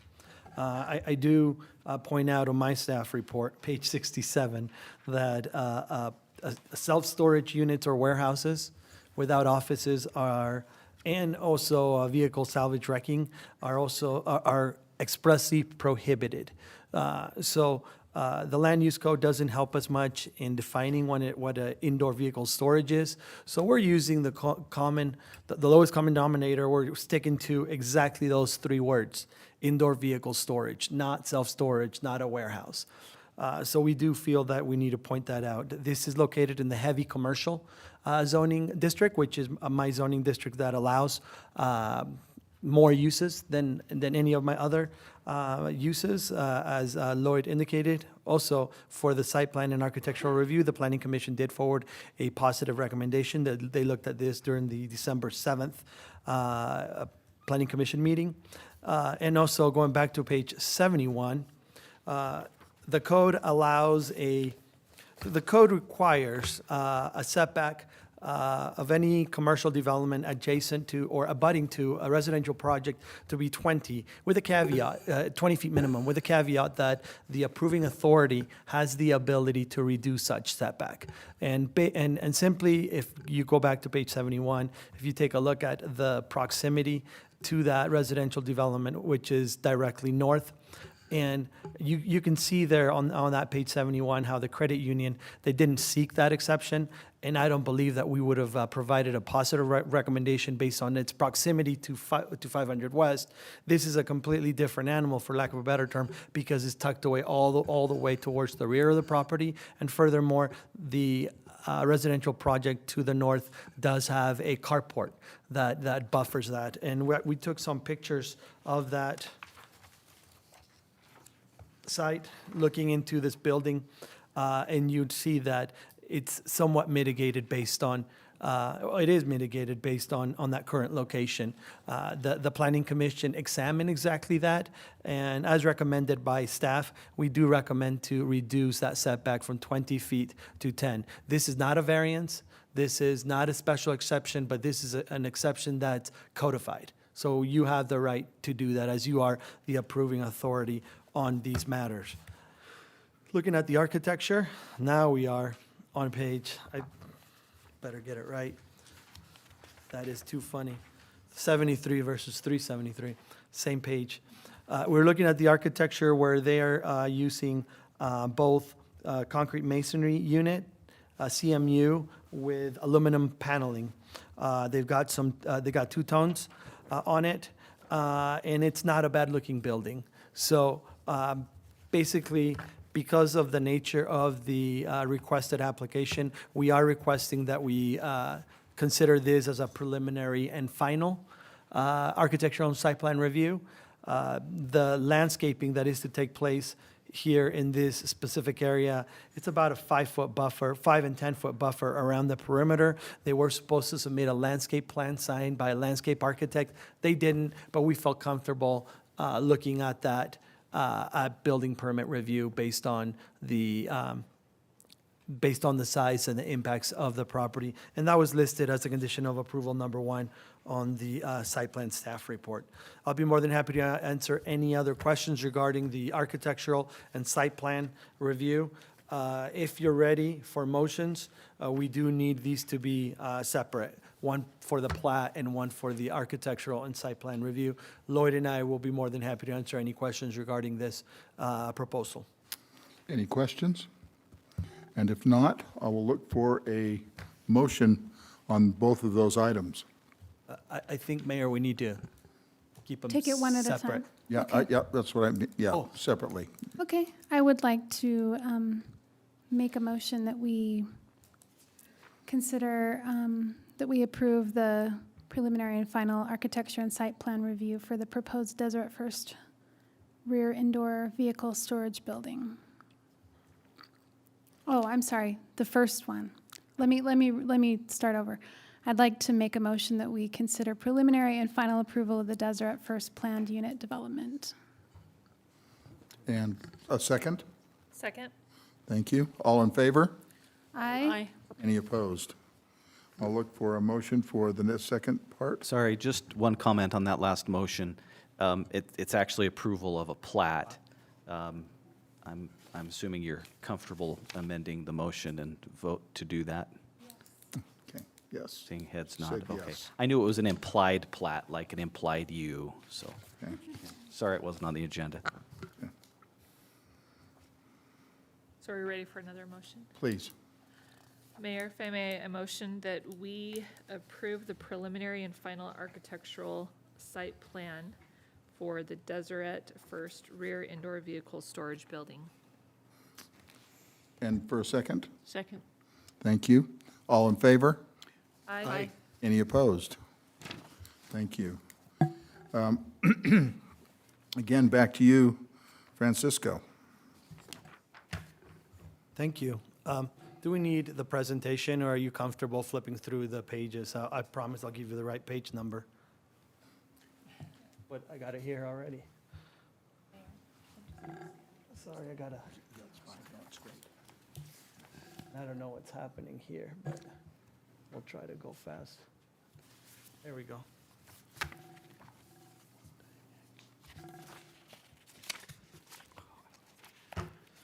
Thank you. This is the Renaissance Town Center apartment building preliminary architectural and site plan review. We received this application by our department for Lot 14 which is the building directly south of the parking garage. And we can turn to that vicinity map or site plan if we need to. The building itself, it's 4 stories from Main Street, 5 stories from Renaissance Town Drive. It consists of 287 units.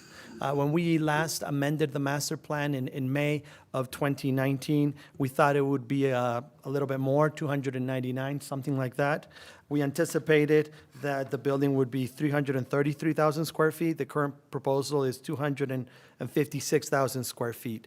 It consists of 189 one-bedroom units, 90 two-bedroom units, and 8 three-bedroom units. We're going to go through some of the renderings that the applicant provided. I like to stick to the renderings from Main Street, but we can go back to any. So this is how the building would look like from the northeast corner. So the parking garage would be here on the right of the screen there.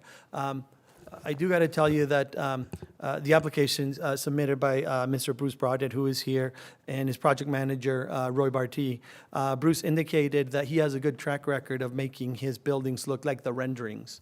So at least he shared that with me, and we certainly hope that that is the case. So as you see here, we have the 4 stories or 4 levels on Main Street, and then we have 5 on the opposite side.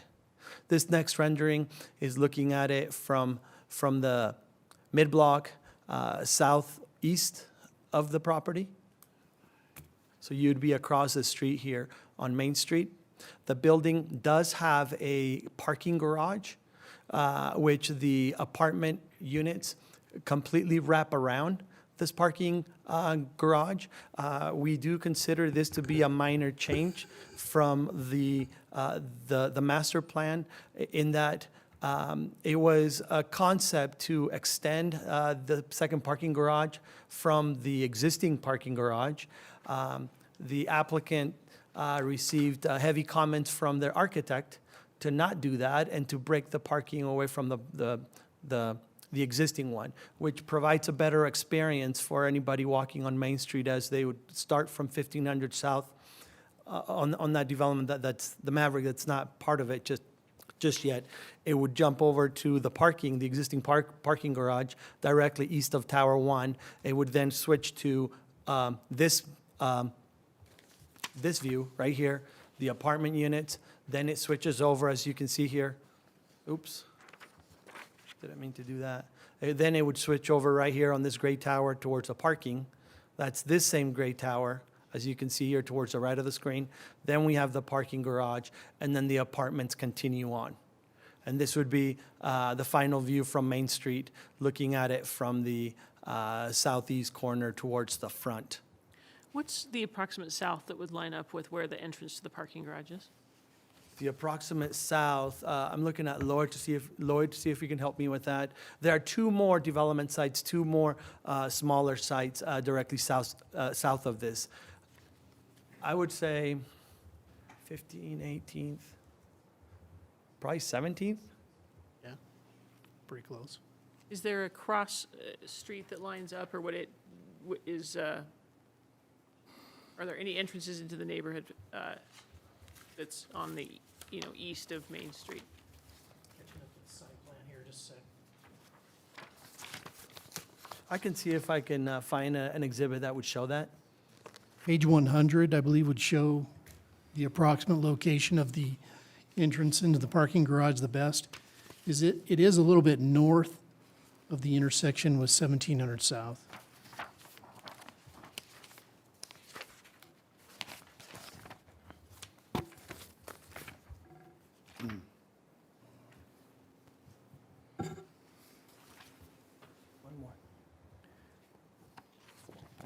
Lloyd, remind me what street this is? 1700 South. 1700 South. There you go. Do we have any idea where the bus rapid transit stops will be located on that stretch of Main Street yet? Yeah, I've been in some more preliminary discussions with Mr. Barty, And they're thinking that it would be towards the northern edge here of the development. Is that right, Roy? We don't have the exact location. They're very preliminary conceptual discussions that they've had with Bountiful City as well as Renaissance Town Center representatives.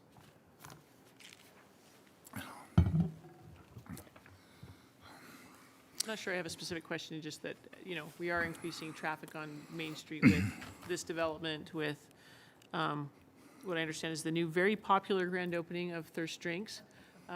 And just wanted to be sure that we were not going to create a traffic problem by having that exit be right across from the street into the neighborhood. We're working on the UTA and the bus rapid transit for a long time. I just know that they want to coordinate that really closely and get that done in the right way. So I would suspect we're still going to have some opportunities for choice there, Kate, as it goes along. That would be correct, Mayor, and that's why we appreciate the opportunity that UTA has reached out to us, and we've coordinated with the master developer there to coordinate efforts. Right, and they're doing the same with North Salt Lake as well, with some of their density that they're creating. So just to go over the proposal, we have the four stories on one side, 5 on the other. We have some specific amenities for the apartments, leasing offices, club rooms, fitness rooms, some courtyards.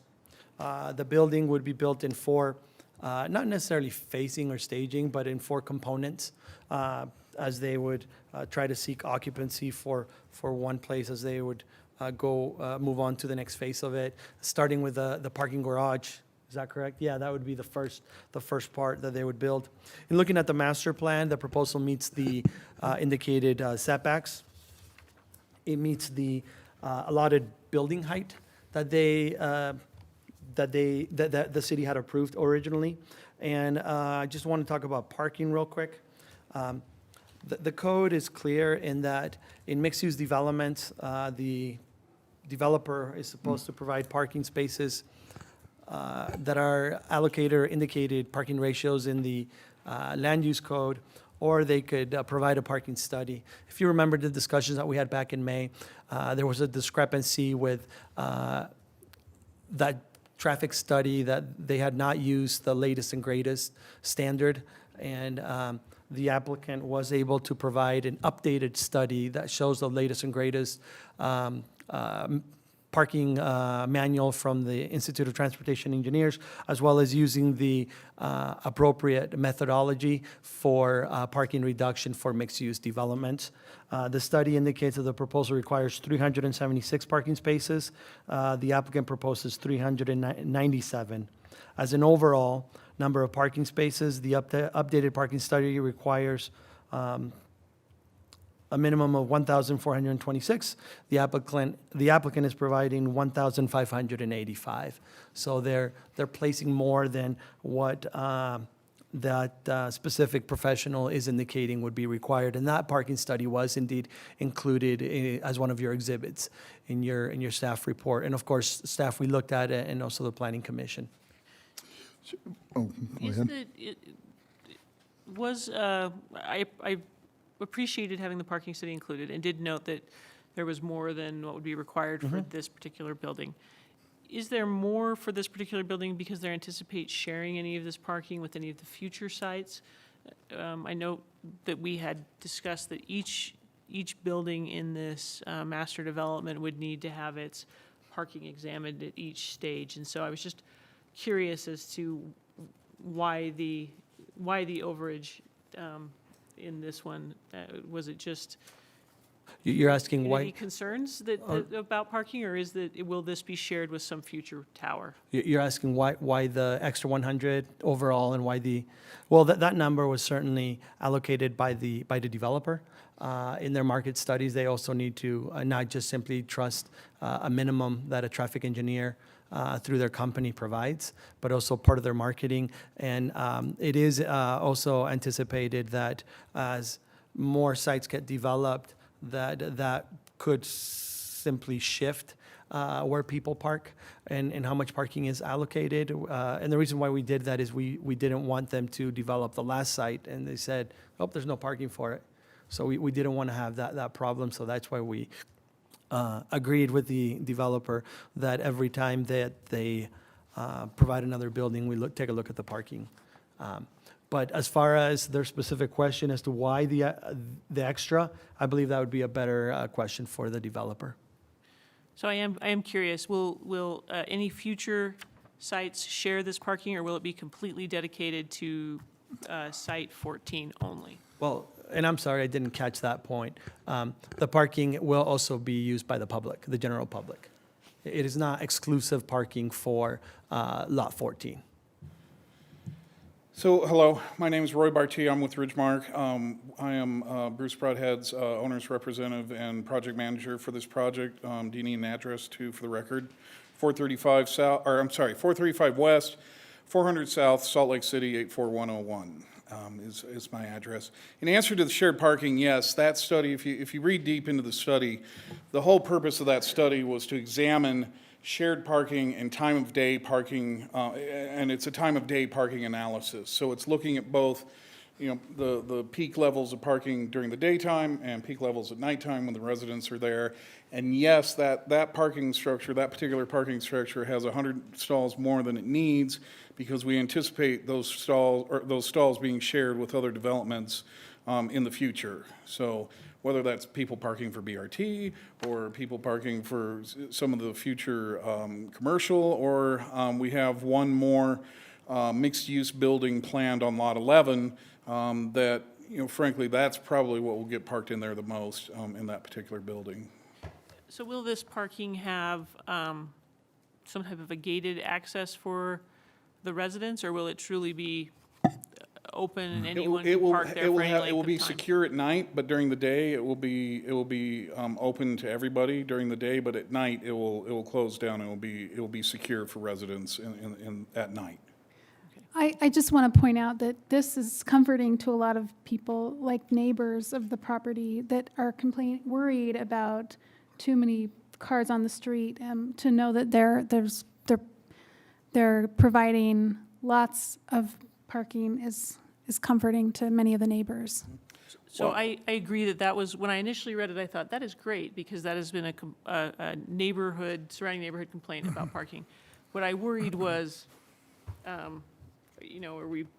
we going to end up, once the full development is done, with parking in places that is not convenient to other buildings, and then people do get pushed other places, and so that became part of a question for me on that parking study is whether, we are all unfortunately apt to park the closest route to the place we're going, not the thing that would help us get the most steps.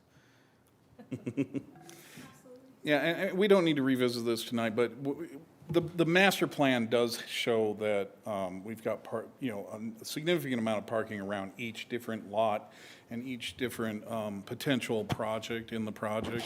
And again, the 1,500 and the 1,500 plus stalls, the reason that number is bigger is because we do recognize that, this is not an urban environment. We're trying to treat it like it's an urban environment, but it's not. It's still a suburb, and so people are still using cars. And so we recognize that there may be that more parking may be needed than is required by, a guide that's developed by a bunch of engineers. So that's one of the reasons we've gone ahead and made sure that there was ample parking. So. And just one more point on that. Every project we visit in this development will just have a parking element. Correct. Yeah. We're going to reassess parking every time. While I'm up here, I'd like to just clarify a couple other things that came up as questions that you guys were asking amongst yourselves. You were asking about the parking entry, whether it was aligned with 1700 South or not. It's not, but it also should be pointed out that that's not the only entrance exit into the parking garage. There's another entry exit off of Renaissance Town Drive, and so you've got two in and outs out of that parking garage. And then addressing UTA's BRT, We've had some actually significant meetings with them via Zoom, and haven't done any face-to-faces with them, but we've had some good Zoom meetings with them. And where Francisco has that hand, that's pretty much the zone that they're looking at for the bus stop when it comes to fruition. And part of the reason that they're looking there is it has to align with the bus stop on the other side of the street as well.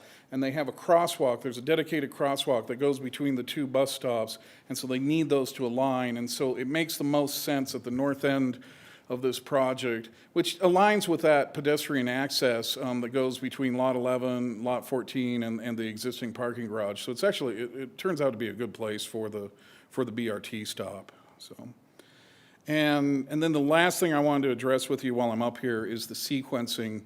I don't want you guys to think that we're going to do a part of the building, wait for it to be occupied, and then do another piece of the building. It truly is sequencing, where we're going to start the building and we will finish the building in one continuous sequence, but we are building it in 4 components so that as a section gets completed, we can occupy that section and continue construction on the rest of the building. So it's not a phasing where we're going to be waiting for occupancy or anything. It will be one continuous stream of construction.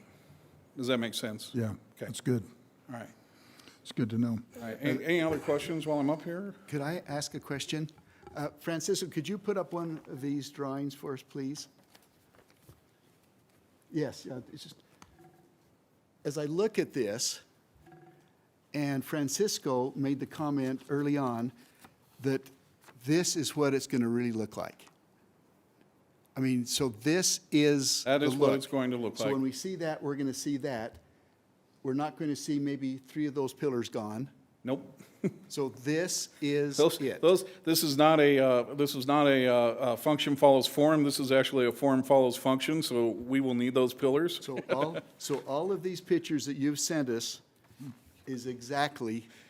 Yes, and let me tell you how these renderings were developed, just so you get a sense, you just get a little more comfort level. They're based on the 3D models that the architect developed, and they take into account the structure, the exterior skin, and so forth. But the colors you're seeing, we sat down and actually had Sherwin-Williams colors on the table, looked at those colors. Those colors were given to the renderer, so the colors you're seeing match Sherwin-Williams colors. And the materials up there are mostly Hardy panel or Hardy plank, which is a brand, but it's basically cementous. It's cementous lap siding or cementitious panels.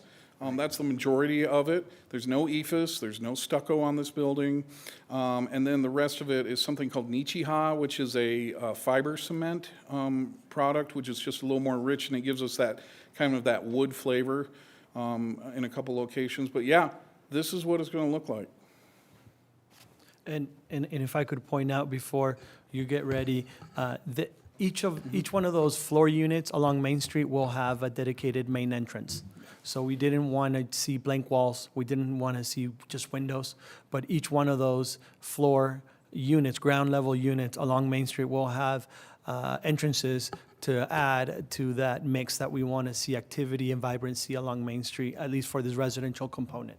And we appreciate the developer listening to staff. And the other component I want to add, you will not see any AC units from the right-of-way. All of the AC units are going on top of the roof. They're not going to go on any balconies. Hey, Chris, if you want to see it at its best, look at that panel. It's like different TVs. That one looks best. Okay. I just Bruce. wanted to amplify, Chris, your question. One of the things we do a little differently in our attempt to develop is to use a rendering illustrator to help us lead and be complementary with the architect. You'll get plans that will be developed, and it's pretty hard from a layman's standpoint, even from Roy's standpoint, to actually be able to see that in real life. And so we use the illustrator, and we think we have one of the best in the Intermountain area, guide us in what these plans are actually saying. And then we use him and his illustrations to feed back to the architects what we don't like, what we're seeing. And that's the process that we've used in designing this building. It's a collaborative process. And so we stand to you, before we say that, yes, this is going to look like. I want to temper that just slightly. Go to the pool and enclosure. The poolside and grill, go to back one right there. The architect never designed poolside and grill. That was the illustrator's attempt. Okay, but the buildings are accurate. So when we get to the sign people, that may change somewhat, okay? It's a minor change. So we don't want to say literally every detail is the same.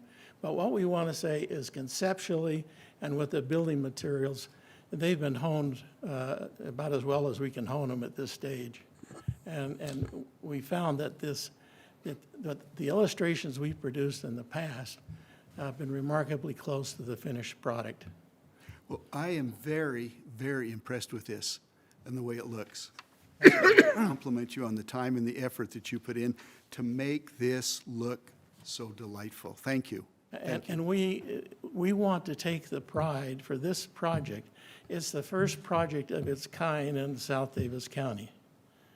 And if, you always talk as a developer inside yourself, if you can really execute at the top of your game with your contractors and your subcontractors and suppliers to deliver what's in our minds and on these plans, it'll be a real jewel in the neighborhood and in South Davis County, and it'll lead the way for other developments that will come after us to be at a higher level than many of the ones you've seen in Salt Lake City being developed over the last decade. Bruce, do you think that your team that you have, it seems like you have a really good team here this time. Do you think that that might make the difference so that we really are going to move ahead with this? Well, one of the things we do to see how we can get the team collaborating at a high level is for the last year, we've been meeting almost weekly with a contractor that we've selected and vetted so that they are talking weekly over various little things in the project, and so that they're getting closer and closer together. We just got our parking structure costs back. We were pleased that they were lower than what we had projected. We realized when we were projecting them that we would have to have some cost increase, and we didn't know exactly what we hit that margin. But Maybe we're they can going on throw with in a things like golf that. So that's our continuous project meetings are to dovetail in reality to the plans. But you feel confident that this will move ahead?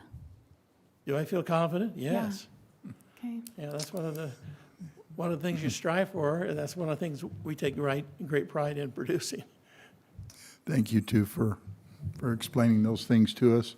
So to wrap up my presentation, I just wanted to say that the reason I made that comment was because Bruce indicated that he has a good track record of following through on the buildings based on the renderings, and we appreciate that, and we want to see that. We do recommend that, as indicated by the Planning Commission, they forwarded a positive recommendation and that City Council approved the preliminary architectural and site plan review. Because of the size of this building and in its context, staff did not feel comfortable combining the preliminary and final review process. The applicant has already made significant steps in following through in that final. They submitted final plans last Thursday, and of that list on page 82 and 83, I need to double check 2 more things. So they've crossed off 7 of the 9. Perhaps they crossed all of them. I just haven't had enough time in 2 days to provide that final review. But we'll be back in January with that final architectural and preliminary. We'll be back in January with the final architectural and site plan review. Good, so this is a preliminary, and so I would look for a motion on item number 14, preliminary architectural site plan review on the proposal that has been submitted. Mr. Mayor, I'm happy to put forth the motion to approve the preliminary architectural and site plan review for the proposed apartment building at Renaissance Town Center. Thank you. And a second? I'll second that. Good. Any further discussion? All in favor? Aye. Aye. Any opposed? Thank you. And back to you, Francisco. Thank you. We're looking at the 2021, I could disconnect now.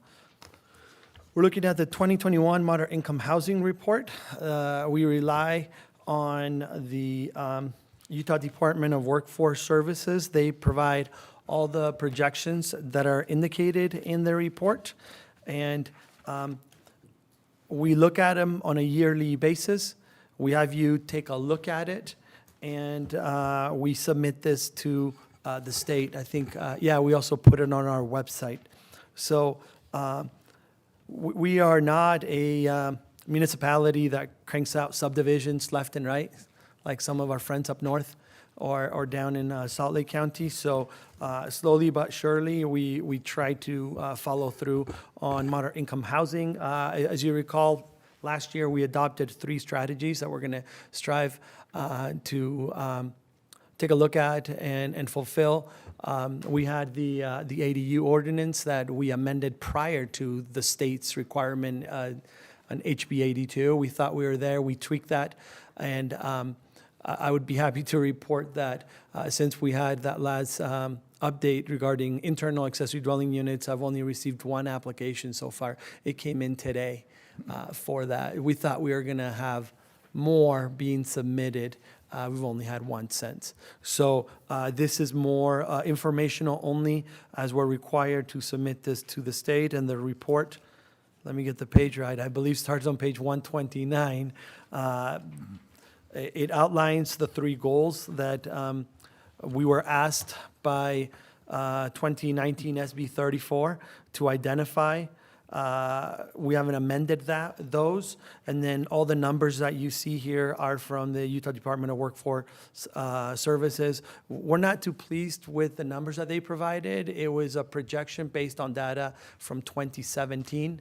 Not quite sure why they didn't use more accurate information as in the 2020 census, but we're moving forward with it, and I believe the league is working on perhaps finding a better way to provide the statistical data on that. I'm not sure if we need a motion on this or not, Gary and Clint. We do need a motion? No, we don't need a motion. We're just providing City Council the update on 2021's moderate income housing. Thank you.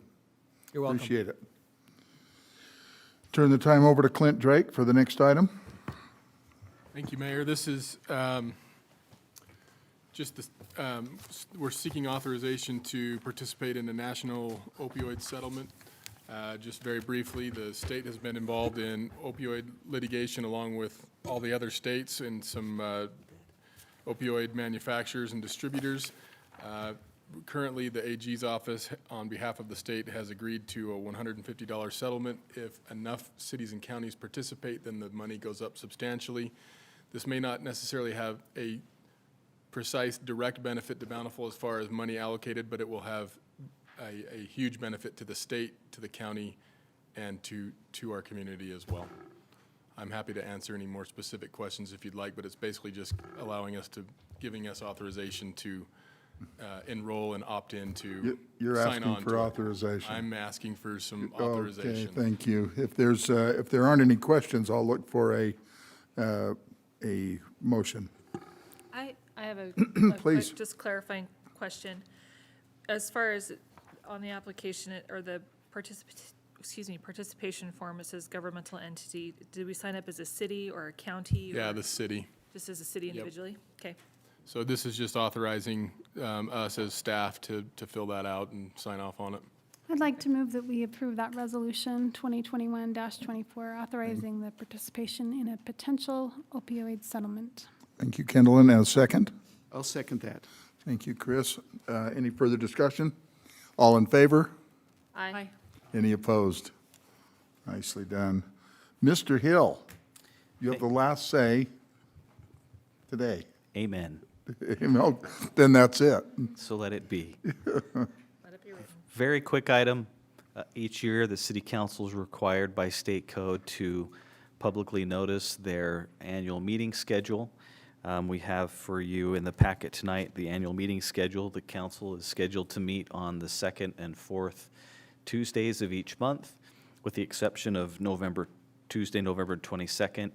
You can change this schedule at any point in time, adding or canceling meetings as you wish. But this notice is required, and we would recommend that the city council approve the public notice of Bountiful City Council meetings in 2022. This is a little bit related, but not specific to this. And my question is, do we have a meeting then later this month? I thought there was one item that we, Yeah, it's going to be really quick. Yes, the county, because of the census and the recent redistricting, it is required the county to rewrite the voter precinct maps, and that has to be adopted before the end of the calendar year. We haven't yet received that information from the county. So when we do, we'll reach out to you all. We only need a quorum, can meet at any time, hold a public meeting with 24 hours notice and adopt it. Right now, we're looking at the week of the 28th. So I think the agenda says the 28th-ish.